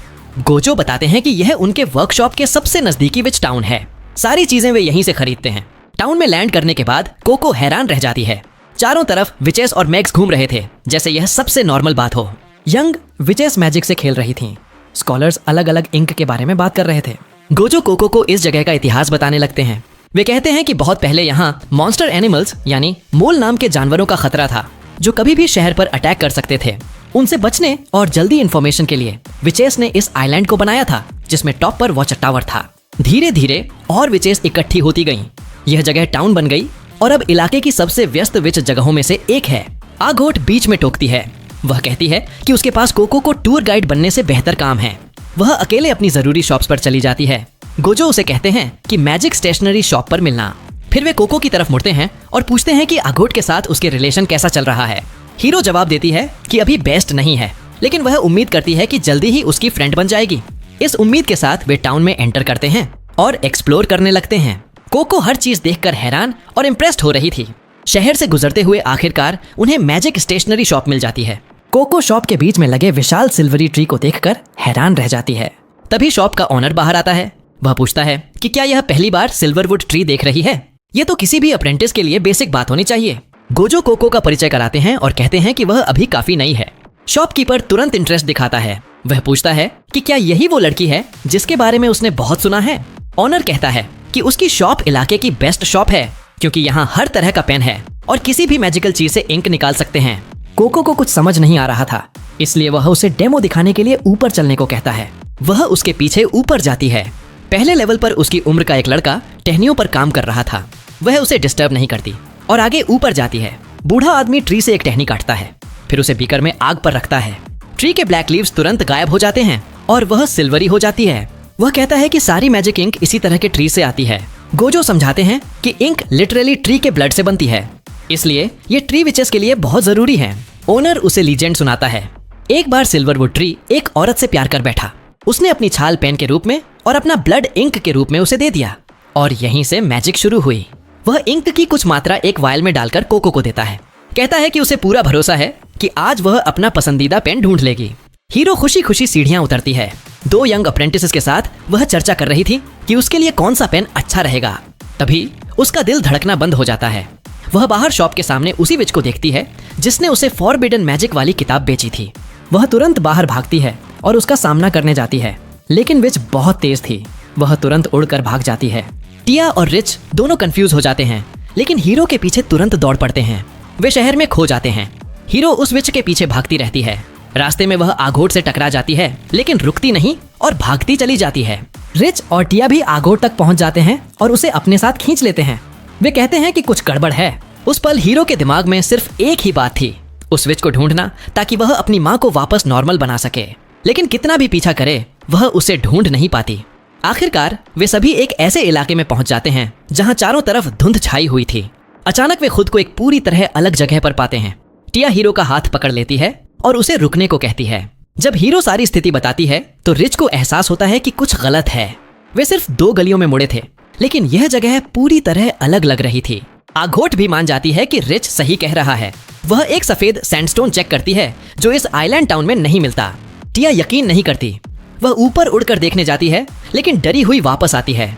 वह कहती है कि वे डेफिनेटली टाउन में नहीं हैं, लेकिन उन्होंने कोई टेलीपोर्टेशन या विंडो भी नहीं यूज की थी। तो आखिर हुआ क्या? तभी रिच का चेहरा थोड़ा गंभीर हो जाता है। हीरो को भी समझ आ जाता है कि सिर्फ फॉरबिडन मैजिक ही बिना किसी कंड्यूट के टेलीपोर्टेशन कर सकती है। टिया घबरा जाती है और इधर उधर भागने लगती है। तभी उन्हें जोरदार दहाड़ सुनाई देती है। एक ब्लू कलर्ड ड्रैगन ऊपर से निकलता है। हीरो का खून सूख जाता है। वह बिना हिले डुले वहीं खड़ी रह जाती है। ड्रैगन उनके पास आ रहा था। सिर्फ आगोट ही कुछ सोच पाती है। वह कहती है कि आंखों में आंखें डालकर धीरे धीरे पीछे हटो। वे उसकी बात मानते हैं। दूरी बनने के बाद सभी तेजी से भागने लगते हैं, लेकिन ड्रैगन तेजी से उनके पीछे आ रहा था। आगोट मुड़ती है और ड्रैगन के मुंह पर फ्लेम ब्लास्ट मार देती है। वे ड्रैगन को कंफ्यूज करके फिर से भागने लगते हैं। हीरो बहुत इंप्रेस्ड होकर पूछती है कि उसने यह कैसे किया। आगोट बताती है कि उसने फायर मैजिक के साथ कुछ विंड मैजिक यूज की थी। वह अपना डायरी दिखाती है जिसमें सारे स्पेल्स पहले से बने हुए थे। सिर्फ सर्कल पूरा करना होता है ताकि वे एक्टिवेट हो जाएं। वे भागते चले जाते हैं, लेकिन आखिरकार एक डेड एंड पर पहुंच जाते हैं। टिया घबरा जाती है। वह कहने लगती है कि वह अभी मरना नहीं चाहती। आगोट उसे संभालती है। वह कहती है कि वे सभी अप्रेंटिस हैं और कोई न कोई रास्ता जरूर निकाल लेंगे। यह सुनकर टिया थोड़ी शांत हो जाती है। वे तुरंत प्लान बनाते हैं कि सामने वाली दीवार को तोड़कर निकलेंगे। टिया फ्लाइट मैजिक यूज करके अपना केप हवा में उड़ाती है ताकि ड्रैगन का ध्यान भटके। आगोट दीवार पर ड्राइंग शुरू कर देती है। तभी हीरो को दूर दीवार पर एक अजीब मैजिकल सर्कल दिखता है। वह आगोट को दिखाने की कोशिश करती है, लेकिन यह बड़ी गलती साबित होती है। आगोट का मैजिकल सिंबल खराब हो जाता है। वह गुस्से में हीरो से बहुत रूखे स्वर में बोलती है। कहती है कि जब कोई विच ड्राइंग कर रही हो तो कभी डिस्टर्ब मत करना, और उसे मूर्ख कहती है कि उसने अपनी माँ को स्टोन में बदल दिया। हीरो चुपचाप खड़ी रह जाती है। दिल टूट गया था। टिया कुछ समझ नहीं आ रहा था। सौभाग्य से रिच दीवार पर कई स्पेल्स बना लेता है और दीवार तोड़ देता है। लड़कियां तुरंत दूसरी तरफ निकल जाती हैं। हीरो वहीं खड़ी सोचती है कि क्या उसे जाना चाहिए या यहीं रहकर अपने एक्शंस की सजा स्वीकार कर ले। इधर शहर में गोजो लड़कियों को ढूंढ रहे थे। शॉप के लड़के ने बताया कि उसने उन्हें एक अजीब विच के पीछे भागते देखा था, जिसका हैट अलग था। गोजो समझ जाते हैं कि वो ब्रिम्ड हैट विचेस वाली ऑर्गेनाइजेशन होगी। वे एविल विचेस हैं जो फॉरबिडन मैजिक से दुनिया को फिर से अराजकता में धकेलना चाहती हैं, लेकिन उन्हें उम्मीद नहीं थी कि इतनी जल्दी कोको तक पहुंच जाएंगी। उन्हें कुछ पता नहीं था कि वे कहां गए होंगे। तभी कोको का वो फर वाला जीव जो टेस्ट के बाद आया था गोजो तक पहुंच जाता है। वह उन्हें उस जगह की तरफ ले जाता है। गोजो गॉड से प्रार्थना करते हैं कि लड़कियां सुरक्षित हों। लड़कियां अनंत मेज में भागती रहती हैं। ऊपर ड्रैगन गुस्से से चीख और दहाड़ रहा था। अगला शिकार ढूंढ रहा था, लेकिन कितना भी भागे वे बार बार उसी जगह पर वापस आ जाते थे। उन्हें समझ आ जाता है कि यह कोई विचक्राफ्ट है जो उन्हें घुमाकर बार बार एक ही जगह ला रहा है। आगोट कहती है कि उसने गिनती खो दी है कि वे कितनी बार यहाँ वापस आए हैं। सबको कहती है कि अब एनर्जी बचाकर कहीं छिप जाना बेहतर होगा। वे एक शांत जगह ढूंढकर बैठ जाते हैं। हीरो देखती है कि टिया अभी भी डरी हुई है और ठंड लग रही है। हीरो आखिरकार बोलती है। वह टिया से माफी मांगती है कि उसने सबको इस खतरनाक स्थिति में डाल दिया। टिया तुरंत समझ जाती है कि हीरो खुद को दोष दे रही है। वह कहती है कि यह उसकी गलती नहीं है। हीरो उसे उसका हैट लौटा देती है जो पहले गिर गया था। फिर अपना केप निकालकर टिया को ओढ़ा देती है ताकि उसे गर्मी मिले। कहती है कि वह खुद उसके साथ चिपककर गर्मी ले लेगी। टिया थोड़ी शांत हो जाती है। हीरो उससे खुलकर कहती है कि उसे केप इसलिए पसंद है क्योंकि यह उसे स्ट्रेंथ और कॉरेज देता है। क्योंकि कोई नहीं जानता कि विच के केप के अंदर एक छोटी सी डरी हुई लड़की है जिसे अपनी जिंदगी का कुछ पता नहीं। हीरो को खुलकर बोलते देख टिया का डर खत्म हो जाता है। वह हीरो को जोर से गले लगा लेती है और दोनों को ढकने के लिए एक मैजिकल क्लाउडी बॉल बना देती है। वह हीरो का हाथ पकड़कर पहले वाली बात के लिए माफी मांगती है। कहती है कि हीरो इस दुनिया में नई है, इसलिए सीनियर होने के नाते उसकी देखभाल करना उसका काम था, लेकिन डर ने उसे कमजोर बना दिया। हीरो इस वक्त क्लाउडी बॉल के अंदर लुढ़कते हुए पूछती है, what the hell is this? यह इतना आरामदायक था कि वह अभी सो सकती है। बाहर ड्रैगन घूम रहा है, उसकी परवाह नहीं। टिया हंसती है, कहती है कि बचपन से वह क्लाउड्स में सोना चाहती थी, इसलिए उसने यह ओरिजिनल स्पेल बनाया है। अभी इसे और बेहतर बनाने की कोशिश कर रही है। एक दिन इसे पब्लिक में रिलीज करना चाहती है। फिर वह केप उतार कर हीरो को वापस ओढ़ा देती है। कहती है कि हमेशा अपना केप साथ रखना और तब तक इसे थामे रखना जब तक वे सब साथ में नौसिखिया केप उतार कर असली विच का केप नहीं पहन लेंगे। दोनों इस बात पर जोर से हंसने लगती हैं। तभी अगोट क्लाउड में अंदर आती है। कहती है कि उसने सब सुना है। टिया को बताती है कि अगर उस पर लेटना है तो इसे ज्यादा डेंस मटेरियल से बनाना होगा। तभी रिच भी अंदर आता है। कहता है कि बाहर बहुत ठंड है, उसे भी गर्मी चाहिए। आगोट कहती है कि अगर क्लाउड को उड़ाना है तो हल्का लेकिन मजबूत कुछ चाहिए, जैसे कॉटन। टिया कहती है कि फिर तो यह नॉर्मल गद्दे जैसा हो जाएगा। आगोट जवाब देती है कि रियलिटी से भाग नहीं सकते। फिर वह टॉपिक वापस मौजूदा समस्या पर ले आती है कि इस जगह से कैसे निकलें। आगोट उन्हें वह सब याद दिलाती है जो इस जगह के बारे में पता है। यह पूरा इलाका जादू से भरा हुआ है, जिसकी वजह से वे बार बार घूमकर एक ही जगह पर आ जाते हैं। लेकिन हर मैजिक के लिए एक कास्टिंग सर्कल चाहिए, चाहे वह फॉरबिडन मैजिक ही क्यों ना हो। मतलब उन्हें बस उस मैजिकल सर्कल को ढूंढना है। हीरो बीच में बोल पड़ती है। वह कहती है कि उसे लगता है कि उसने पहले फॉरबिडन मैजिक सील देखा था। वह उन्हें ऊंची जगह पर ले जाती है और मैजिकल सर्कल दिखाती है। रिच कहता है कि इसमें कोई शक नहीं, यही वो कास्टिंग सील है जो सब कुछ रोक कर रखे हुए है। आगोट कहती है कि ड्रैगन शायद इसी सील की गार्डिंग कर रहा है, इसलिए उन्हें ड्रैगन को हराने का कोई तरीका ढूंढना होगा। वह अपनी फायर मैजिक स्पेल्स निकालने लगती है। तभी हीरो फिर बोलती है कि पिछली बार जब उसने मैजिक यूज की थी तो उससे ज्यादा नुकसान नहीं हुआ। टिया यह सुनकर डर जाती है। आगोट हीरो को गुस्से से देखती है कि उसने उसकी मैजिक को कमजोर कहा। हीरो तुरंत साफ करती है कि उसका मतलब था कि मैजिक से ड्रैगन थोड़ा धीमा जरूर हो गया था, लेकिन उसे नुकसान नहीं पहुंचा। मतलब ड्रैगन फायर मैजिक के खिलाफ इम्यून है। ड्रैगन को हराने के लिए उन्हें ऐसी चीज ढूंढनी होगी जिससे ड्रैगन रिएक्ट करे और जिसके खिलाफ वह कमजोर हो। आगोट पूछती है कि फिर उसके हिसाब से ड्रैगन को हराएं कैसे। हीरो जवाब देती है कि वे ड्रैगन को हराएंगे नहीं। आगोट कंफ्यूज हो जाती है। वह पूछती है कि क्या हीरो अभी भी उसकी पहले वाली बात पर नाराज है। हीरो कहती है कि ऐसा कुछ नहीं है, उसका ख्याल टिया के स्पेल को देखकर आया था। वह एक पत्थर लेती है और पास की दीवार पर ड्रॉ करके सबको समझाती है। उसके बजाय कि ड्रैगन से सीधा मुकाबला करें, वे उसके लिए एक बड़ा क्लाउड बेड बना दें। वह कहती है कि शायद ड्रैगन को भी ठंड लग रही हो। अगर उसे गर्म क्लाउड मिल जाए और वहां आराम मिले तो वह उन्हें पीछा करने की बजाय वहीं आराम कर सकता है। आगोट को आइडिया थोड़ा दूर की कौड़ी लगता है, लेकिन रिच 100% तैयार है। वह कहता है कि गर्म बेड को कौन मना कर सकता है। ड्रैगन भी गर्म जगह पर शांति से सोना पसंद करेगा। आगोट अभी भी समझ नहीं पा रही थी। हीरो सीढ़ियों पर चढ़कर देखती है कि ड्रैगन कहाँ है। वह कहती है कि इस आइडिया को ट्राई कर लेना चाहिए, खोने को कुछ नहीं है। यह बात आगोट को भी समझ आ जाती है कि हीरो गलत नहीं कह रही। हीरो आगे कहती है कि वह किसी को भी नुकसान नहीं पहुंचाना चाहती, ड्रैगन को भी नहीं। वह उसे जेंटलर तरह की मैजिक दिखाना चाहती है जहां उसे सुरक्षित और आरामदायक महसूस हो। रिच और टिया भी आगोट को मना लेते हैं। टिया अपना पेन आगोट को दे देती है क्योंकि वह सबसे अच्छा सील बनाती है और सबसे ज्यादा एक्सपीरियंस्ड है। आगोट पेन लेती है और क्लाउड के अलग अलग वेरिएशन बनाने के लिए मैजिकल सील ड्रॉ करने लगती है। यह इतना हल्का होना चाहिए कि उड़ सके, लेकिन इतना मजबूत कि पूरा ड्रैगन का वजन सह सके। टिया सलाह देती है कि श्रेडेड पेपर यूज करें, लेकिन उनके पास पर्याप्त नहीं है। हीरो और रिच अपना आइडिया देते हैं कि अपना केप या बाल यूज करें, लेकिन वह भी काफी नहीं। तभी आगोट सोचती है कि काश उनके पास रेत होती। फिर उसे याद आता है कि वॉल ब्रेकर स्पेल से वे बहुत महीन सैंडी पार्टिकल्स बना सकते हैं। आगोट कहती है कि इसके लिए कई छोटे छोटे मैजिकल सील्स बनाएं, क्योंकि इससे और महीन रेत बनेगी। छोटे सील्स बनाना रिच की स्पेशलिटी है। वह अद्भुत तेजी से सील्स ड्रॉ करने लगता है। आगोट टिया की तरफ मुड़ती है और कहती है कि वह स्पेल बनाए जो रेत को अच्छे से पैक कर सके। वहीं वह खुद स्पेल पर काम करेगी जो सब कुछ लपेटकर एक गर्म सैंक्चुअरी बना सके। हीरो तुरंत पूछती है कि क्या वह भी कुछ मदद कर सकती है। आगोट कहती है कि वह बस इंतजार करे और देखे। उसके मौजूदा स्किल सेट से अभी कुछ नहीं हो सकता। वे सब काम में लग जाते हैं। हीरो देखती है कि आगोट ने कई मैजिकल सील्स फेंक दिए हैं जो उसके स्टैंडर्ड के हिसाब से नहीं थे। वह एक उठाकर देखती है और हैरान रह जाती है कि सर्कल कितने परफेक्ट हैं। वह चुपके से आगोट के पास जाती है और देखती है कि वह पेपर पर ड्रॉ करने से पहले हवा में कई बार सर्कल प्रैक्टिस करती है। उसे समझ आता है कि रिच और टिया भी यही कर रहे हैं, इसलिए उनके सर्कल उसके मुकाबले ज्यादा क्लीन हैं। वह भी प्रैक्टिस करने लगती है और अपने नोटबुक पर लिखने लगती है। धीरे धीरे समय बीतता है और चारों तरफ अंधेरा छा जाता है। इलाका और ठंडा होने लगता है। टिया पूछती है कि क्या आग जलानी चाहिए। रिच कहता है कि उसके पास पेपर खत्म हो गया। आगोट अभी भी उस स्पेल पर दिमाग लगा रही थी जिसमें ड्रैगन आराम कर सके। वे सब मिलकर समस्या पर सोचते हैं। आगोट सोचती है कि क्या कोई सिंपल सॉल्यूशन है जो उसे नजरअंदाज हो रहा है। तभी हीरो का ध्यान खींचती है। उसने फायर सिग्नल परफेक्टली ड्रॉ कर लिया था। यह बार पहले की तरह बेकाबू नहीं हुआ, बल्कि कंटेन रहा। टिया और रिच हीरो को बधाई देते हैं कि उसने इतना परफेक्ट मैजिकल सर्कल बनाया। आगोट हीरो के सारे फेल अटेम्प्ट्स देखती है। तभी उसे एक आइडिया आता है। वह अपना प्लान बताती है और सब उसे एग्जीक्यूट करने के लिए तैयार हो जाते हैं। वे सब साथ भागते हैं और दो के ग्रुप में चलते हैं। टिया हीरो के साथ और आगोट रिच के साथ। वे अपनी पोजीशन लेते हैं और जमीन पर ड्राइंग शुरू कर देते हैं। घबराते हुए पीछे देखते कि ड्रैगन कहाँ है। सब पूरा होने के बाद हीरो सिग्नल देती है। सभी सर्कल पूरा करते हैं और मैजिक एक्टिवेट हो जाती है।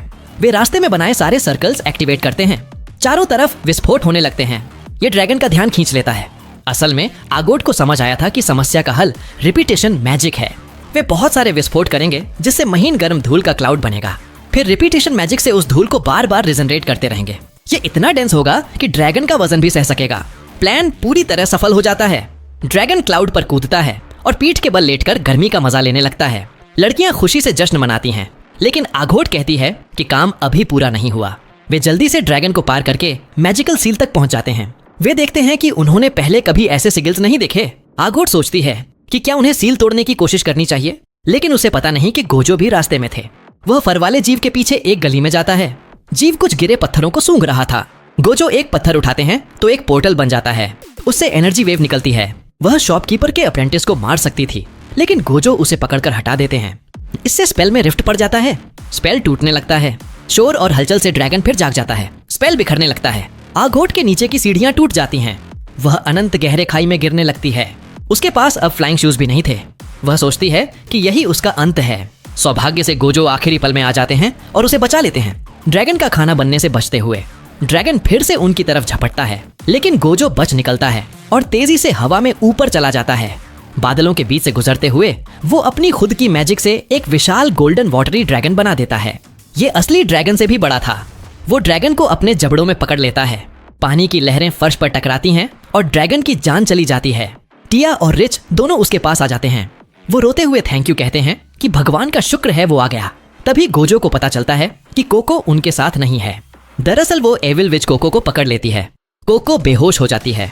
विच उसे बताती है कि वो कोको को उसकी ड्यूटी के लिए तैयार कर रही है और वादा करती है कि वो उसे वो सब सिखाएगी जो गोजो कभी नहीं सिखा सकता। इतना कहकर वो गायब हो जाती है। जब कोको दोबारा आंखें खोलती है तो खुद को आइलैंड टाउन की गली में पाती है। गोजो और बाकी सब उसे घेर कर खड़े थे। गोजो कहता है कि उन्हें वो सीढ़ियों पर बेहोश हालत में मिली थी। वो सोचने लगता है कि कहीं एविल विच ने उसके मेमोरी में तो कुछ छेड़छाड़ नहीं कर दी, लेकिन कोको कहती है कि वो ठीक है, बस थोड़ा शॉक में है। आखिरकार वो अपना गुस्सा और दर्द रोक नहीं पाती और रोने लगती है। वो माफी मांगती है कि उसकी वजह से सब खतरे में पड़ गए। गोजो उसका हैट दोबारा उसके सिर पर रख देता है। वो कहता है कि जो उसने सुना है उसके हिसाब से उन्होंने वहां बहुत कमाल का स्किल और डिटर्मिनेशन दिखाया। उन्हें इस पर गर्व करना चाहिए। इसके बाद वो अपनी सारी अप्रेंटिस को इकट्ठा करता है और जाने लगता है। लेकिन जाने से पहले वो शॉपकीपर से कहता है कि उस फॉरबिडन मैजिक स्पेल में इस्तेमाल हुई इंक को अच्छे से देख ले और उसे किताबों में मत लिखना। शॉपकीपर हंसते हुए कहता है कि अगर फॉरबिडन मैजिक की बात है तो उसे रिपोर्ट करना पड़ेगा। लेकिन गोजो की एक नजर पड़ते ही उसके मुंह से बोल निकलना बंद हो जाता है। वो मान जाता है कि इसे किताबों से बाहर रखेगा। गोजो लड़कियों को लेकर वर्कशॉप की तरफ वापस लौटता है। वो नहीं जानता कि एविल विच कोको से क्या चाहती है। कुछ समय बीत जाता है। पिछली घटना के बाद लड़कियां अपनी नॉर्मल लाइफ में वापस आ जाती हैं। वर्कशॉप में रोज की तरह मैजिक प्रैक्टिस चल रही होती है। कोको सिगिल बनाने में मुश्किल महसूस कर रही होती है। उसकी आवाजें लगातार आ रही थीं। इससे अघोट को बहुत परेशानी हो रही थी। उसकी कंसंट्रेशन खराब हो रही थी। लेकिन अघोट चिल्लाने की बजाय खुद को बड़ा समझती है। वो चुपचाप वर्कशॉप के बाहर चली जाती है ताकि शांति से काम कर सके। कोको सोचती है कि क्या वो ही वजह थी जिससे आघोट बाहर चली गई।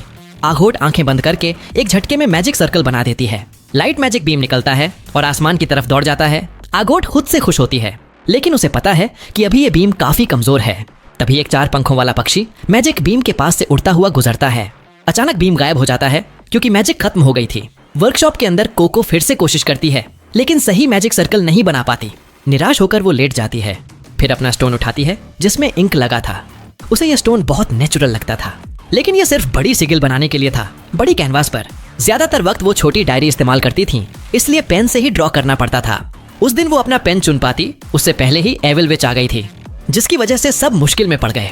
वो सोचती है कि उस दिन वो एक भी स्पेल नहीं कास्ट कर पाई थी, लेकिन फिर याद आता है कि गोजो ने कहा था कि आइडियाज भी बहुत मायने रखते हैं। मैजिक का कोर वही है, इसलिए उसने अच्छा काम किया था। वो फैसला करती है कि बीते हुए पर दुखी होने का कोई फायदा नहीं। वो फिर से उठ खड़ी होती है, खुद को हाइप अप करने लगती है। वो सोचती है कि रिपीटेशन से ही वो पेन का इस्तेमाल मास्टर कर पाएगी, लेकिन खुद को इतनी आसानी से धोखा नहीं दे पाती।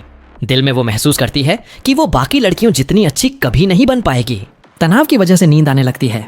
ये बहुत रिलेटेबल था। तभी गोजो उसके पीछे आकर कहता है कि अगर वो यहाँ खुले में सोएगी तो जरूर सर्दी लग जाएगी। कोको तुरंत बैठ जाती है। वो कहती है कि वो सो नहीं रही थी, बस आंखें बहुत धीरे धीरे झपका रही थीं। गोजो उस पर हंसता है और कहता है कि उसके साथ किचन में चल। कोको खुशी खुशी उसके पीछे जाती है। स्टोव से शानदार खाने की खुशबू आ रही थी। गोजो ऊपरी शेल्फ से पॉट निकालता है। उसे खोलता है तो अंदर कमाल का स्टू दिखता है। वो कोको को एक बाइट ऑफर करता है। कोको खुशी से ले लेती है। एक बाइट लेते ही वो स्वाद में खो जाती है। गोजो मुस्कुराता है और बताता है कि असल में ये स्टू 2 साल पुराना है। कोको की मुस्कान फ्रीज हो जाती है। वो चबाना बंद कर देती है। सोचती है कि क्या ये अजीब मैजिक वाला उसे जहर दे रहा है, लेकिन गोजो उसे चिंता न करने को कहता है। पॉट हर बार पूरा डिश दोबारा पकाता है क्योंकि उसने लिड पर मैजिक एन्चेंटमेंट किया हुआ है।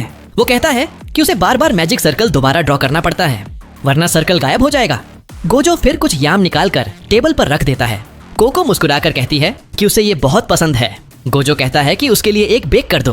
कोको कंफ्यूज हो जाती है। गोजो बताता है कि वो अब आग बनाना जानती है अपनी मैजिक से, तो ये मुश्किल नहीं होना चाहिए। गोजो इंग्रेडिएंट्स तैयार करने लगता है। कोको बहुत सावधानी से फायर सिगल ड्रॉ करती है, एक छोटी कंट्रोल्ड फायर बना देती है। इससे वो बहुत खुश हो जाती है। फिर याम उठाकर फायर के ऊपर रखने की कोशिश करती है, लेकिन याम फायर के बीच से गिर जाता है और फायर बुझ जाता है। गोजो मुड़कर कहता है कि लेविटेशन का साइन भी ऐड करो ताकि याम हवा में तैरते हुए रोस्ट हो। कोको फिर कोशिश करती है, लेकिन इस बार बड़ा सर्कल बना देती है। याम पूरी तरह जल जाता है। गोजो मुस्कुराता है और कहता है कि कोशिश करती रहो। कोको सिर हिलाकर लगी रहती है, एक के बाद एक मैजिक सिंबल ड्रॉ करती है।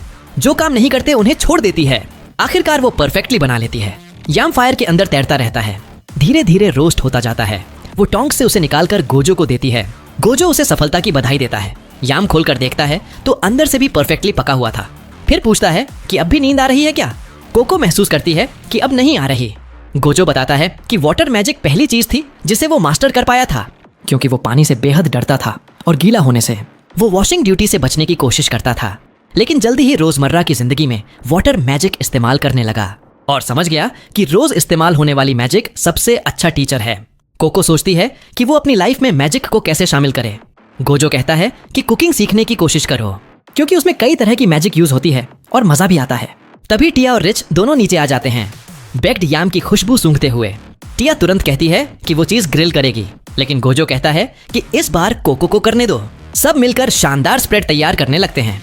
कोको अपनी फायर मैजिक से छोटा सा मैजिक सर्कल बनाकर चीज पिघला लेती है। आखिरकार बर्गर बन जाते हैं। कोको सजेस्ट करती है कि उन्हें बाहर जाकर खाना चाहिए। गोजो सोचता है और पिकनिक का आइडिया उसे काफी अच्छा लगता है, इसलिए वो बाकी चीजें तैयार करने चला जाता है। तभी आगोट भी आ जाती है। कोको पूछती है कि क्या वो भी उनके साथ पिकनिक पर चलेगी, लेकिन आगोट को तो टफ बनना ही है। वो कहती है कि तुम लोग जाओ, वो अपनी स्पेल्स प्रैक्टिस करते हुए खा लेगी। वैसे भी बाहर बारिश हो रही है। लड़कियां काफी उदास हो जाती हैं, क्योंकि कुछ देर पहले मौसम इतना अच्छा था। तभी गोजो पीछे से आता है और पूछता है कि इतने लंबे चेहरे क्यों हैं। वो बाहर निकलता है और अपने ऊपर एक स्पेल कर लेता है। आसपास का सब कुछ धूपदार और ब्राइट हो जाता है। लड़कियां हैरान रह जाती हैं देखकर कि वो क्या कर सकता है। सब उसके साथ पिकनिक के लिए चल पड़ते हैं। जहां जहां बारिश हो रही थी वहां वो लोग पत्थर के ब्रिज के नीचे पहुंचकर लैंटर्न जला लेते हैं और बैठकर खाना शुरू कर देते हैं। सभी स्वादिष्ट खाने को एंजॉय करते हैं। जल्दी ही बारिश के बादल भी हटने लगते हैं। आसमान में इंद्रधनुष निकल आता है। कोको के छोटे से दिल में खुशी भर जाती है। वो जमीन पर कूद पड़ती है और गोजो वगैरह से कहती है कि वो आगोट को भी बुला लाएगी। वो चाहती है कि आगोट भी ये खूबसूरत इंद्रधनुष उनके साथ देखे। वो मैदान में दौड़ती हुई वर्कशॉप पहुंच जाती है, लेकिन जैसे ही वो दरवाजा खटखटाने वाली होती है, दरवाजा खुल जाता है। एक लंबा विच बाहर निकलता है, जिसकी दाढ़ी काफी मूर्खतापूर्ण लग रही थी। वो कोको से पूछता है कि वो कौन है, क्योंकि उसने पहले कभी उसे नहीं देखा। वो सोचता है कि शायद वो किसी की मैसेंजर है। तभी गोजो उसके पीछे दौड़ता हुआ आता है और कहता है कि अंदर चलो, तूफान आने वाला है। कोको तुरंत गोजो के पीछे छिप जाती है और उस आदमी को चिल्लाकर बताती है कि वो गोजो की अप्रेंटिस है। दाढ़ी वाला आदमी नाराज हो जाता है और गोजो से पूछता है, ये लड़की क्या बक रही है और तूने गायब रहते हुए अप्रेंटिस कैसे ले ली? गोजो जवाब देता है कि ये थोड़ा अचानक हुआ था और परिस्थितियां अलग थीं, क्योंकि ये लड़की फॉरबिडन मैजिक की शिकार थी। फॉरबिडन मैजिक का नाम सुनते ही उस आदमी का बर्ताव और भी ठंडा हो जाता है। वो तुरंत कोको का हाथ पकड़कर उसे बाहर खींचने लगता है। कहता है कि उसे ब्रिम्ड हैट एविल विचेस से कोई लेना देना नहीं। वो कोको को विचेस के नाइट्स के हवाले कर देगा, वो उससे निपट लेंगे। कोको रुकने की कोशिश करती है, लेकिन विच बहुत ताकतवर था। तभी उनके आसपास गिर रही बारिश रुक जाती है। पानी इकट्ठा होकर उनके सामने एक दीवार बना देता है। गोजो अपनी मैजिक से विच को रोकते हुए कहता है कि भले ही वो उसका प्यारा दोस्त है, लेकिन वो किसी को कोको को छूने भी नहीं देगा। उस आदमी को हैरानी होती है कि गोजो उस पर मैजिक यूज कर रहा है। वो पूछता है कि आखिर ये लड़की है कौन? गोजो कहता है कि पहले अंदर चलो, फिर बात करते हैं। अंदर जाकर वो आदमी, जिसका नाम रूजो था, आग के पास बैठ जाता है।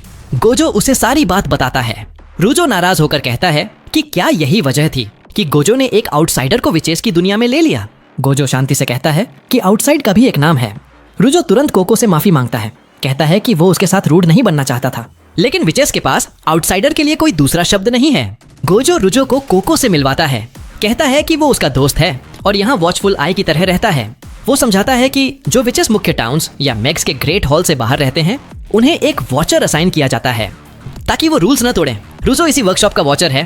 रूजो अपना सिर खुजलाते हुए कहता है कि यही उसका काम है, ऐसी चीजें होने नहीं देना। लेकिन लगता है गोजो अब मन नहीं बदलने वाला। गोजो कोको को शहद वाला सूप का कटोरा देता है ताकि उसके नर्वस शांत हो जाएं।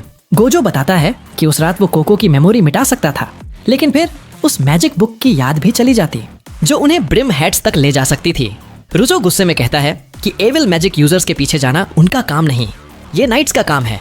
कोको कंफ्यूज लग रही थी तो गोजो उसे बताता है कि विचेस के नाइट्स वो लोग हैं जो आउटसाइडर्स की मेमोरी मिटाते हैं, एविल विचेस का पीछा करते हैं और ऑर्डर बनाए रखते हैं। गोजो कहता है कि कोको को मैजिक का सीक्रेट जानने का दोष उसका है, तो अगर नाइट्स कोको की मेमोरी मिटाएंगे तो उसकी भी मिटानी पड़ेगी। रुजो जानता है कि ऐसा नहीं होने दे सकता, इसलिए वो कहता है कि इस बार माफ कर रहा है, लेकिन अगर कुछ गड़बड़ हुई तो वो ग्रेट हॉल को रिपोर्ट कर देगा। इतना कहकर वो अपने कमरे में चला जाता है। गोजो कोको से कहता है कि उसे कुछ चिंता करने की जरूरत नहीं, वो अपनी खुद की मैजिक से टेस्ट पास कर चुकी है। वो सबको सूखने को कहता है और डिनर बनाने चला जाता है। कोको अचानक नोटिस करती है कि उसका पेट मिसिंग है। वो रुजो के कमरे में चुपके से जाती है और अपने फर वाले स्नेक को ढूंढने लगती है। रुजो उसे देख लेता है और अपने नेस्ट से नीचे आता है। वो कोको को उसका पेट पकड़कर दे देता है।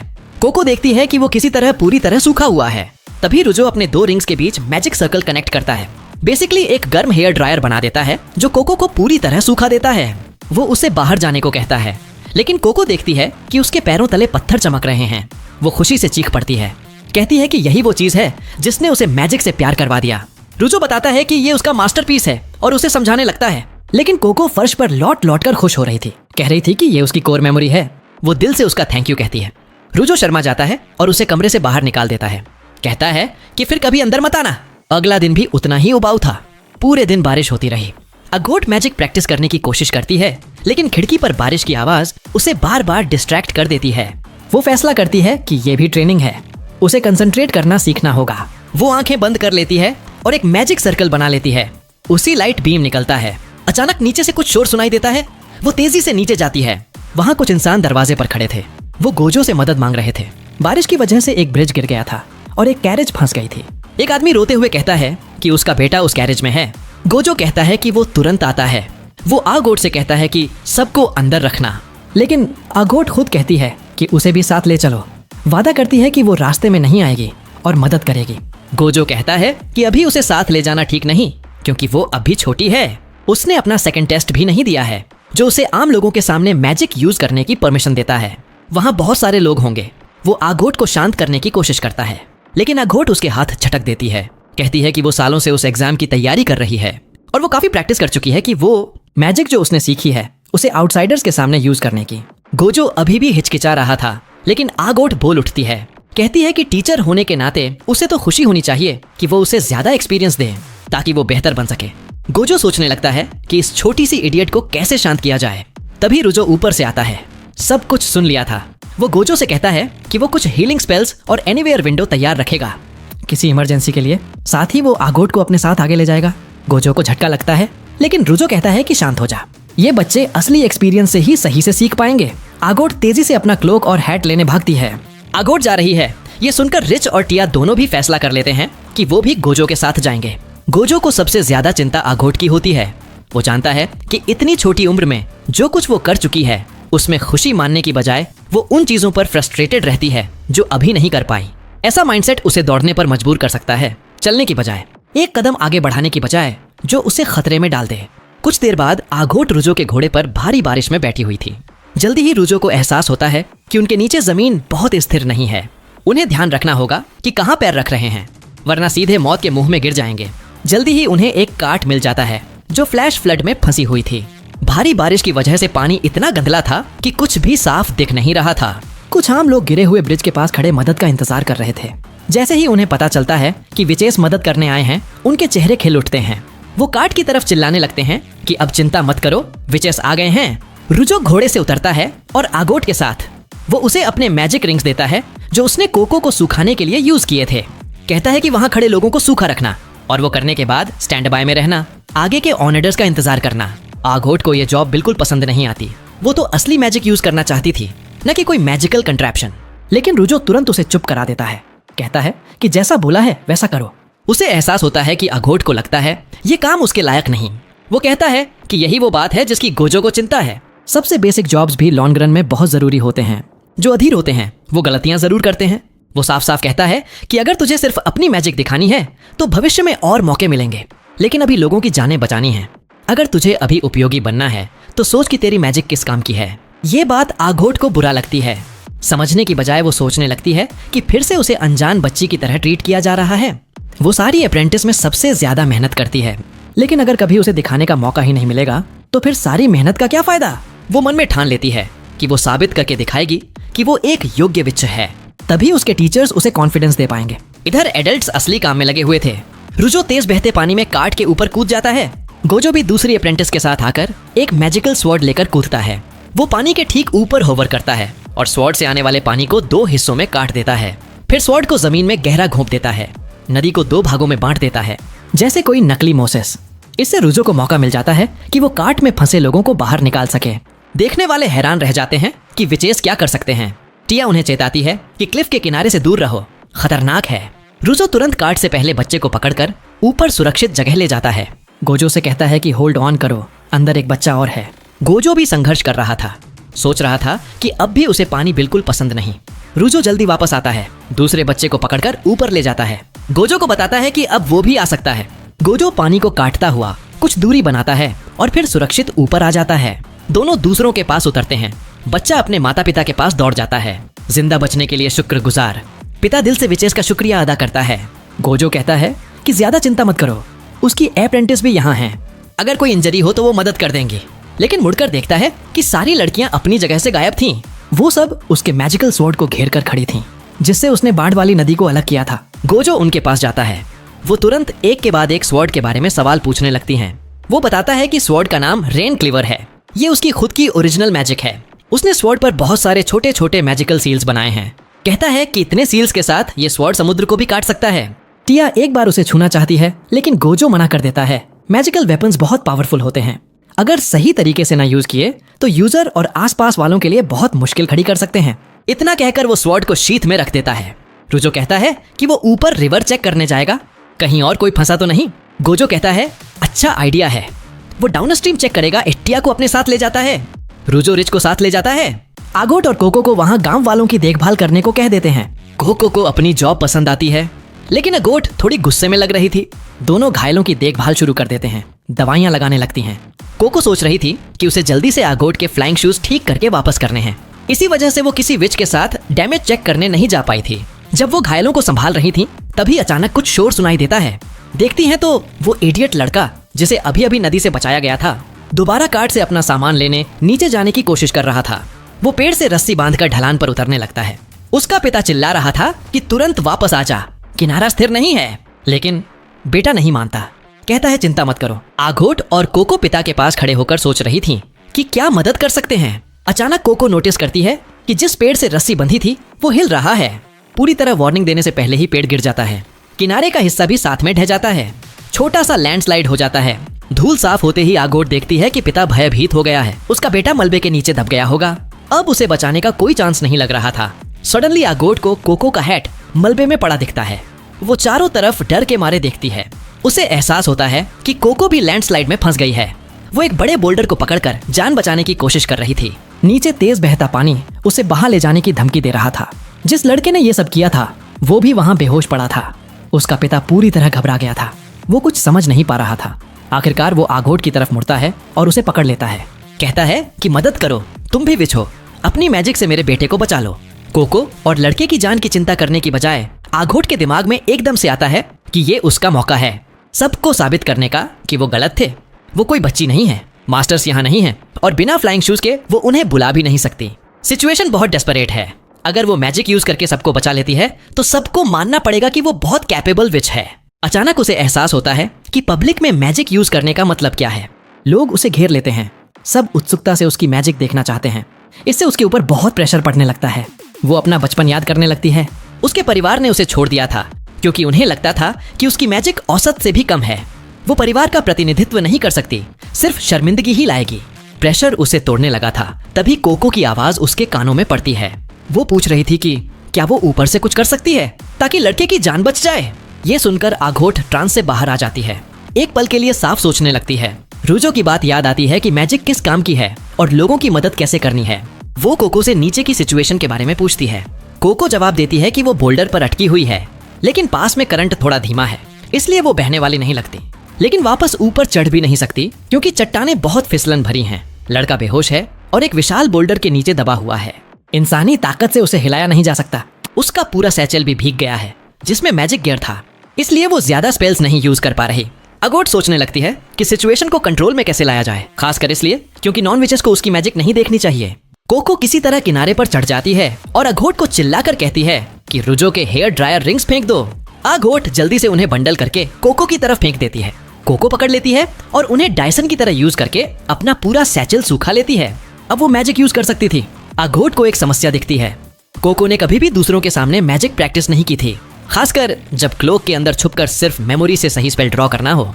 वो सोचती है कि क्या दूसरों को स्पेल बनाते देखने का रिस्क लेना चाहिए। तभी उसे याद आता है कि कोको अकेली नहीं है। वो तुरंत सबका ध्यान कोको से हटाकर अपनी तरफ खींच लेती है। कहती है कि वो गोजो की टॉप अप्रेंटिस है। क्लोक के नीचे मास्टरफुली स्पेल बना लेती है और आसमान में लाइट का बीम छोड़ देती है, जो शुद्ध लाइट का एक पक्षी बन जाता है और उड़ने लगता है। सब हैरान रह जाते हैं। इधर कोको लड़के के पास जाती है, देखती है कि वो ठीक है या नहीं, सोचती है कि उसे कैसे बचाया जाए। ऊपर वाले लोग मैजिक से थोड़ा उबर कर पूछने लगते हैं कि ये सब उन फंसों की मदद कैसे करेगा। पिता गुस्सा होकर मुड़ता है, फैसला करता है कि खुद जाकर बेटे को बचा लेगा। अघोट का दिल बैठ जाता है। उसे डर था कि वो कोको को मैजिक यूज करते देख लेगा, लेकिन ठीक उसी पल जब वो मुड़ा, कोको लड़के के साथ अपने क्लोक पर उड़ती हुई ऊपर आ जाती है। आदमी से कहती है कि हमें नीचे खींच लो, मैं खुद नहीं कर सकती। नीचे आते ही पिता अपने बेटे को गले लगा लेता है। कोको अघोट को गले लगाती है, कहती है कि वो बहुत डर गई थी, लेकिन फिर उसे वो स्पेल याद आ गया जो उन्होंने ड्रैगन से भागते वक्त यूज किया था, जिससे दीवार में छेद हो गया था। उसी को रॉक पर यूज करके तोड़ा और लड़के को लेकर ऊपर आ गई। लेकिन जश्न मनाने से पहले ही सफेद रिबन दोनों को घेर लेते हैं, उन्हें हवा में ऊपर खींच लेते हैं। कुछ विचेस जिनके हेड पर विंग्स थे उड़कर उनके पास आ जाते हैं। कहते हैं कि वो नाइट मोरालिस हैं, यानी विच पुलिस। किसी ने टैबू स्पेल यूज किया है इसलिए आए हैं। अघोट कहती है कि कोई फॉरबिडन स्पेल नहीं यूज किया गया, लेकिन नीचे देखती है तो न सिर्फ वो रॉक रेत में बदल गई थी, पूरी बैंक रेत में तब्दील हो चुकी थी। पुलिस कोको को अपने पास खींच लेते हैं, कहते हैं कि उसे कोई रहम नहीं मिलेगा। एक अजीब आंख जैसा चीज निकालते हैं जो कोको की आंखों की तरफ बढ़ने लगता है। कोको इतनी डर गई थी कि चीख भी नहीं निकल रही थी। कॉप कहता है चिंता मत करो, जब तुम्हारी मेमोरी मिट जाएगी तो कुछ याद नहीं रहेगा, एंड डर रहेगा न कुछ, तुम फिर से पूरी तरह ब्लैंक हो जाओगी। फिर से एक आउटसाइडर जो मैजिक के बारे में कुछ नहीं जानती।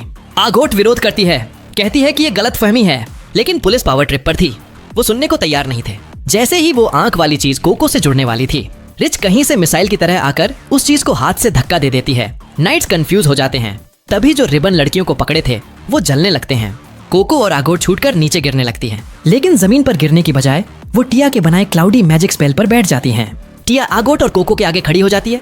नाइट्स से कहती है कि तुम गलत हो, कुछ गड़बड़ जरूर है। कोको ऐसा कुछ नहीं करेगी। नाइट्स सोचते हैं कि ये क्या हो रहा है।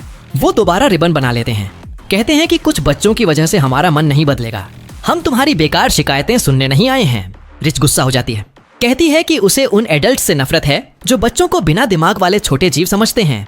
लेकिन नाइट मोरालिस उसकी तरफ ध्यान नहीं देते। कहते हैं कि अब तुम सबको इन्वेस्टिगेशन में बाधा डालने की सजा मिलेगी। अचानक लीडर के पीछे से एक आवाज आती है। गोजो ठीक समय पर आ पहुंचता है। अपने मैजिकल स्वॉर्ड की नोक कॉप की गर्दन पर रखते हुए कहता है कि जो सुनना नहीं चाहता वो इतना बोलता ज्यादा है। ये बच्चियां मेरी अप्रेंटिस हैं, तुम लोग इन्हें हाथ भी नहीं लगा सकते। कॉप, जिसका नाम ईस्ट था, मुड़कर कहता है कि बच्चियां अपने टीचर जितनी ही बदतमीज लग रही हैं। गोजो जवाब देता है कि वो बदतमीज बच्चियां पसंद करता है। ईस्ट और उसके छोटे ग्रुप से तो बेहतर ही हैं। एक कॉप तुरंत अपना स्पीयर गोजो की तरफ तान देता है, लेकिन ईस्ट उन्हें रुकने को कहता है, क्योंकि वो जानता था कि गोजो अकेले ही सब कॉप्स को आसानी से हरा सकता है। इसके बजाय वो बात करता है। गोजो से कहता है कि एक टेरन ऑल्टरिंग स्पेल यूज किया गया था, जिसने पूरे एरिया को बदल दिया। ये स्पेल उन स्पेल्स जैसा है जो टेस्ट के लिए डेट रेंज बनाते हैं। ये स्पेल्स पैक्ट से भी पहले के हैं और इन्हें वॉर का एक्ट माना जाता है, इसलिए वो सिर्फ अपना काम कर रहा है और रियल्म की सुरक्षा कर रहा है। गोजो कहता है कि भले ही ऐसा हो, लेकिन किसी की मेमोरी बिना उसकी साइड सुने मिटा देना सही नहीं, और उसने कभी अपनी अप्रेंटिस को इतने बड़े स्केल की मैजिक सिखाई ही नहीं। ईस्ट मानता है कि गोजो ऐसी चीजें नहीं सिखाएगा, लेकिन हो सकता है ब्रिम्ड हैट्स ने सिखाई हो। ये सुनकर गोजो एक पल के लिए हिचकिचा जाता है, लेकिन रुजो नीचे से चिल्लाकर कहता है कि हवा में झगड़ने की बजाय अपनी मैजिक का सही यूज करो। यहाँ जमीन पर जो लोग मुश्किल में हैं उनकी मदद करो। जल्दी ही विच कॉप्स अपने रिबन से घोड़ों और लोगों को सुरक्षित ऊपर खींचने लगते हैं। एक कॉप उस इडियट लड़के की टांगों को कवर कर देती है। उसका पिता पूछता है कि क्या ये उसके बेटे को हील कर सकती है। विच जवाब देती है कि नहीं कर सकती। वो लड़के को great hall of the witches ले जाएगी, जहाँ उसका इलाज होगा। लेकिन पिता विच को पकड़ लेता है, कहता है कि उसने देखा था जब रिबन जल गए थे तो उन्हें रिपेयर कर लिया, तो हीलिंग भी कर सकते होंगे। विच कहती है कि पेजेंट उसे छोड़ दे वरना लड़के को वैसा ही छोड़कर चली जाएगी। पिता तुरंत पीछे हट जाता है और विच से बेटे को किसी भी तरह हील करने की गुहार लगाता है। ईस्ट सबको कहता है कि एरिया सील कर दो, आउटसाइडर्स को सुरक्षित जगह ले जाओ। फिर वो खुद इस मैजिक की इन्वेस्टिगेशन शुरू करता है। वो कोको की बुक पकड़ता है, देखता है कि जो स्पेल उसने ड्रॉ किया था वो बिल्कुल बेसिक और मामूली है, जिससे इतना बड़ा डैमेज नहीं हो सकता था। लेकिन वो अभी भी संतुष्ट नहीं है। वो कोको का हाथ पकड़कर चेक करता है कि कहीं हाथ पर तो कुछ नहीं ड्रॉ किया। ब्रिम्ड हैट्स अक्सर बॉडी पर मैजिक यूज करके स्पेल्स को मजबूत करते हैं, लेकिन उसे सिर्फ इंक के धब्बे और कैलस मिलते हैं, जिससे पता चलता है कि कोको सच में बिगिनर है। गोजो आगे बढ़ता है और कहता है कि ईस्ट ने काफी देख लिया, लेकिन ईस्ट अभी भी पूरी तरह संतुष्ट नहीं है। वो धमकी देते हुए जाता है कि इस एरिया में इन्वेस्टिगेशन खोला जाएगा। अगर गोजो और उसकी अप्रेंटिस इससे जुड़े पाए गए तो कोई रहम नहीं मिलेगा। जैसे ही नाइट्स चले जाते हैं, गोजो राहत की सांस लेता है। वो सच में नहीं जानता था कि अगर लड़ाई हुई तो क्या होता। वो तुरंत लड़कियों से माफी मांगता है, कहता है कि उन्हें अकेला नहीं छोड़ना चाहिए था, लेकिन साथ ही कोको और आगोट से कहता है कि जो तुमने आज किया वो आसपास वालों के लिए बहुत डेंजरस था। अगर किसी को मैजिक का सीक्रेट पता चल जाता तो सबकी मेमोरी मिटानी पड़ती ताकि कोई भी मैजिक याद न रख सके। ये बहुत हॉरिबल बात है, क्योंकि मेमोरी ही तो इंसान को बनाती है। बिना मेमोरी के इंसान खाली खोल बन जाता है। आगोट और कोको दोनों उससे माफी मांगती हैं। आगोट सोचती है कि अब शायद उसे सेकंड टेस्ट का मौका जल्दी नहीं मिलेगा, लेकिन गोजो कहता है कि भले ही डेंजरस था, तुमने बिना किसी को सीक्रेट बताए स्पेल्स परफॉर्म कर लिए, इसलिए वो आगोट का सेकंड टेस्ट जल्दी अरेंज करेगा। अगर वो क्लियर कर लेगी तो बाहर के जॉब्स पर उसके साथ जा सकेगी। आगोट बहुत खुश हो जाती है और गोजो को थैंक यू कहती है। गोजो उससे वादा करवाता है कि एग्जाम क्लियर करने से पहले लोगों के सामने मैजिक नहीं यूज करेगी। वो मान जाती है। टिया बड़बड़ाने लगती है कि वो भी टेस्ट देना चाहती है, लेकिन गोजो कहता है कि वो अभी कई स्टेप्स पीछे है, उसे बेसिक्स पर और ज्यादा काम करना होगा। आगोट तुरंत ओड वापस लेना चाहती है और टेस्ट की प्रैक्टिस शुरू करना चाहती है, लेकिन गोजो एरिया को वैसा नहीं छोड़ सकता। रुजो और उसके स्पेशल पेन की मदद से, जो किसी भी चीज पर इंस्क्रिप्शन जला सकता था, वे कॉम्पैक्ट रेत का ब्रिज बना देते हैं जो मजबूत था और नदी को फिर से अपना नेचुरल रास्ता देने लगा। वे चेक करते हैं कि पानी ठीक से बह रहा है या नहीं। गोजो को कोको का हैट और इंक वायल जमीन पर दिखता है। वो उठाकर कोको को देता है, कहता है कि इसे बेहतर तरीके से संभालो। कोको खुशी से कहती है कि उसका इंक वायल जरूर मैजिकल है, क्योंकि आज इस्तेमाल करने के बावजूद इंक फिर से फुल हो गया है। गोजो तुरंत वायल ले लेता है, देखता है और समझ जाता है कि कुछ गड़बड़ है। वो कोको से पूछता है कि क्या ये वही इंक वायल है जो शॉप से मिला था। कोको सिर हिला देती है। गोजो तुरंत रुजो की तरफ मुड़ता है, कहता है कि वो लड़कियों को वर्कशॉप वापस ले जाए। वो खुद कोको को पास की विच टाउन ले जा रहा है, क्योंकि उस दिन उसे पेन नहीं दिला पाया था। वो कोको को साथ ले जाता है क्योंकि शॉपकीपर से कुछ चेक करना है। लेकिन जब वे शॉप के पास विच टाउन में लैंड करते हैं तो देखते हैं कि शॉप बंद है। दरवाजा और सब कुछ गायब हो चुका था। शुक्र है कि शॉपकीपर का अप्रेंटिस किसी काम से लौट रहा था। वो गोजो को देख लेता है, तुरंत दीवार पर हैंडल लगा देता है जो फिर से दरवाजे में बदल जाता है। वे अंदर चले जाते हैं। कोको देखती है कि शॉप का अंदर का लुक पूरी तरह बदल गया है। लड़का बताता है कि अलग अलग डोर नॉब्स अलग अलग रूम्स में ले जाते हैं, इसीलिए लेआउट अलग लगता है। लड़का गोजो से कहता है कि उसके दादाजी तीसरी मंजिल पर हैं, लेकिन कोको को उनके पीछे जाने से रोकता है। कहता है कि वो उसके साथ आए, उसके पैर में कट लगा है, वो उसे डिसइंफेक्ट करके साफ कर देगा।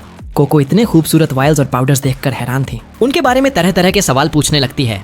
लड़का बताता है कि ये अलग अलग इंक्स बनाने और उनके इफेक्ट बदलने के लिए यूज होते हैं। इधर गोजो तीसरी मंजिल पर पहुंचता है। शॉपकीपर को काम करते देखता है।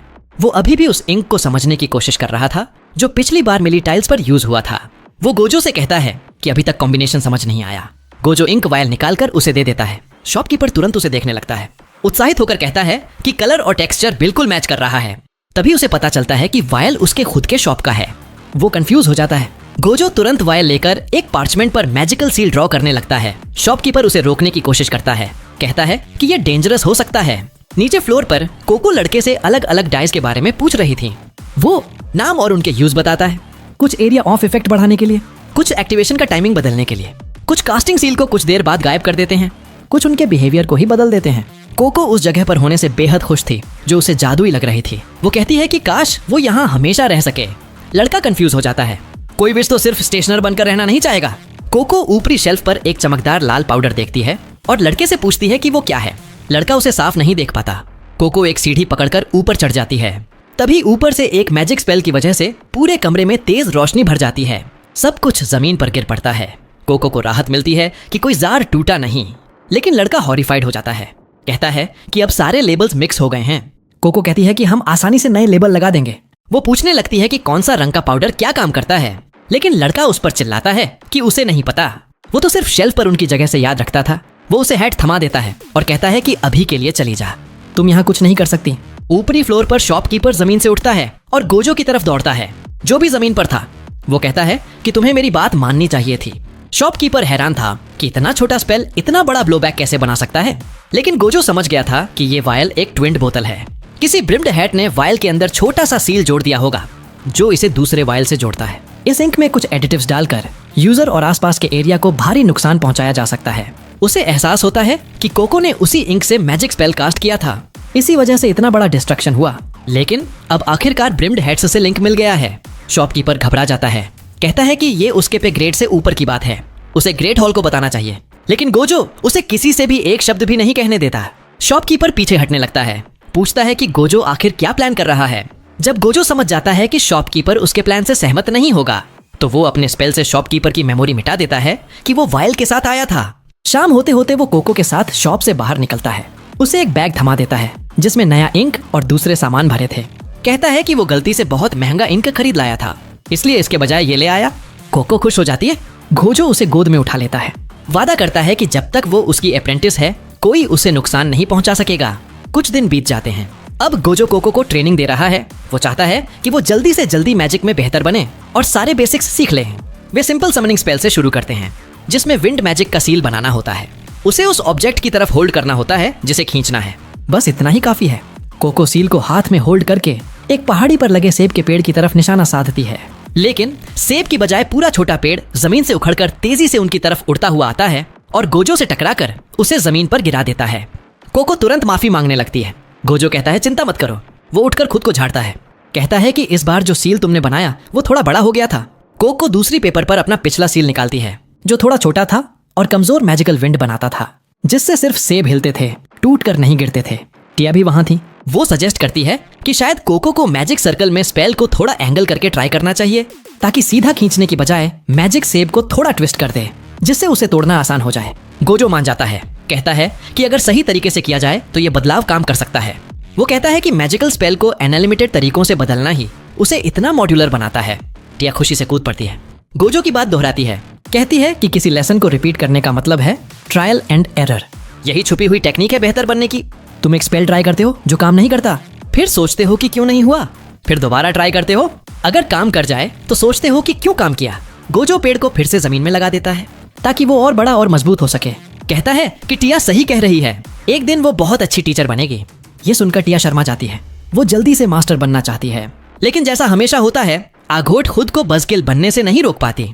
वो अपनी स्किल्स दिखाते हुए एक सेब को परफेक्टली तोड़कर निकाल लेती है।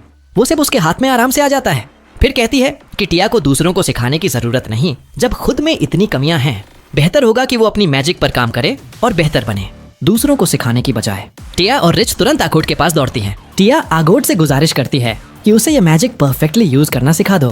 थोड़ी देर बाद वे सब मीठे और रसीले सेब खाने के लिए बैठ जाते हैं। कोको गोजो से पूछती है कि क्या डेटा रेंज में कंसेंट टेस्ट के अलावा और भी टेस्ट्स हैं जिन्हें क्लियर करना जरूरी है अप्रेंटिस बनने से पहले। टेस्ट की बात सुनकर रिच का मूड खराब हो जाता है। वो कहती है कि 5 ऐसे बेकार टेस्ट्स हैं जो कुछ काम के नहीं, बस बच्चों को परेशान करने के लिए हैं। गोजो हंसता है, कहता है कि मैजिक लोगों की जिंदगी में खुशी लाने के लिए बनाई गई थी, तो जिन्हें मैजिक सीखनी है वे एग्जाम में दुखी क्यों हों। इसीलिए पुराने समझदार विचेस ने टेस्ट्स ऐसे बनाए कि अप्रेंटिस खुद उन्हें देना चाहे। किसी के जबरदस्ती थोपने की बजाय पूरी टेस्ट सीरीज को एक एडवेंचर की तरह डिजाइन किया गया है। पहला टेस्ट है डेटा रेंज से कंसेंट लेना, उसके बाद सिंसियरिटी का टेस्ट जिसमें मास्टर के साथ एरिया क्लियर करना होता है, फिर वर्थ का टेस्ट जिसमें कि ढूंढनी होती है और साबित करना होता है कि तुम मैजिक यूज करने के योग्य हो। चौथा टेस्ट है गुडविल ऑफ हिज ग्रेस और 5वां टीचर का टेस्ट जिसके बाद तुम किसी भी सिचुएशन में मैजिक यूज कर सकते हो। इसे पेंटेकल ऑफ प्रूविंग कहते हैं। हर टेस्ट पास करने के साथ तुम अपनी मैजिक से और ज्यादा कर पाओगे। चौथा टेस्ट पास करने के बाद तुम फुल फ्लेश्ड विजार्ड बन जाते हो जो बिना किसी सुपरविजन के अपनी मैजिक यूज कर सकता है। तीसरा टेस्ट पास करने के बाद तुम टावर ऑफ टीयर्स का ट्रायल दे सकते हो जहां इतिहास की सारी किताबें छुपी हुई हैं। 5वां टेस्ट सिर्फ उन विजार्ड्स के लिए है जो खुद अप्रेंटिस लेना चाहते हैं। तो ग्रेजुएट होने तक उसकी चिंता मत करो। टिया तुरंत सपनों में खो जाती है। कहती है कि वो हमेशा सोचती है कि ग्रेजुएट होने के बाद क्या करेगी। वो दूर दूर के जगहों पर जाना चाहती है, सबकी मदद करना चाहती है ताकि वे उसे थैंक यू कहें और वो भी उन्हें थैंक यू कह सके। वो ट्रेडिशनल हैट की बजाय ट्विनॉइंटेड हैट भी बहुत चाहती है। गोजो सिर हिलाता है। कहता है कि लोग पास होने के बाद खुद अपना हेड चुन सकते हैं। रिच को टेस्ट अब भी पहले जितने ही बेकार लग रहे थे। वो उठकर कहती है कि उसे अभी भी उनसे नफरत है, क्योंकि उसे तब पसंद नहीं जब कोई उसे वो स्पेल ड्रॉ करने को कहे जो वो नहीं करना चाहती। आगोट उसे बताती है कि अगर तुम सिर्फ वही स्पेल ड्रॉ करोगी जो तुम्हें पसंद है तो कभी नई चीज नहीं सीख पाओगी। लेकिन रिच कहती है कि अगर एडल्ट बनने का मतलब है वो काम करना जो पसंद नहीं, तो वो वैसे ही रहना पसंद करेगी। इतना कहकर रिच चली जाती है। आगोट कहती है कि वो टेस्ट्स जल्दी से जल्दी देना चाहती है और बड़ी होना चाहती है ताकि वो टावर ऑफ टोन्स में लाइब्रेरियन बन सके।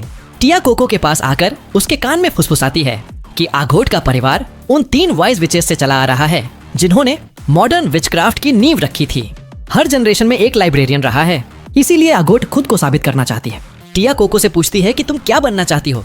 कोको नीचे देखती है, कहती है कि उसका ट्रेडिशनल विच अपब्रिंगिंग नहीं था, इसलिए उसका रास्ता पहले से तय है। अभी के लिए वो बस धीरे धीरे जितने ज्यादा स्पेल्स कास्ट कर सके उतने बढ़ाना चाहती है। वो टिया से मदद मांगती है। गोजो दूर से मुस्कुराकर अपनी अप्रेंटिस को देख रहा था, जो एक दूसरे से इतनी अलग थी फिर भी इतनी समान। उस रात जब कोको सोने जाती है तो वो एक नाइटमेयर में चली जाती है। वो अंधेरे में अकेली खड़ी थी। चारों तरफ देखते हुए अचानक उसे अपनी माँ दिखती है, उतनी ही प्यारी जितनी आखिरी दिन देखी थी। कोको तुरंत दौड़कर उसे जोर से गले लगा लेती है, माफी मांगती है कि जो गलती उससे हुई उसकी वजह से वो पत्थर बन गई। उम्मीद करती है कि ये सपना कभी खत्म न हो, लेकिन देवता क्रूर होते हैं। उसकी माँ फिर से उसके सामने पत्थर बन जाती है। कोको अंधेरे में भागने लगती है, मदद के लिए चिल्लाती है। लोगों की आवाजें उसके सिर में गूंजती हैं कि वो बेकार और व्यर्थ है।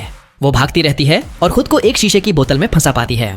ब्रिम्ड हैट ऊपर से उसे देख रही थी, कह रही थी कि दुनिया का अंत इसी की वजह से होगा, और उसे फिर से गहरे अंधेरे में फेंक देती है। तभी कोको पसीने से तर बेडशीट में उलझी हुई जाग जाती है। जोर जोर से सांस ले रही थी, सोच रही थी कि क्या असली है और क्या सपना। वो अपने फर वाले पेट को गले लगा लेती है, सोचती है कि क्या ये नाइटमेयर कभी खत्म होंगे, और उसे पता है कि नहीं होंगे। वो उठकर डेस्क पर जाती है, पार्चमेंट पर स्पेल्स प्रैक्टिस करने लगती है। तभी आगोट भी अंदर आ जाती है। रात में उसे जागते देखकर हैरान होती है। कोको कहती है कि उसे नींद नहीं आ रही। वो प्रैक्टिस करना चाहती है, फिर से स्क्रिबल करने लगती है।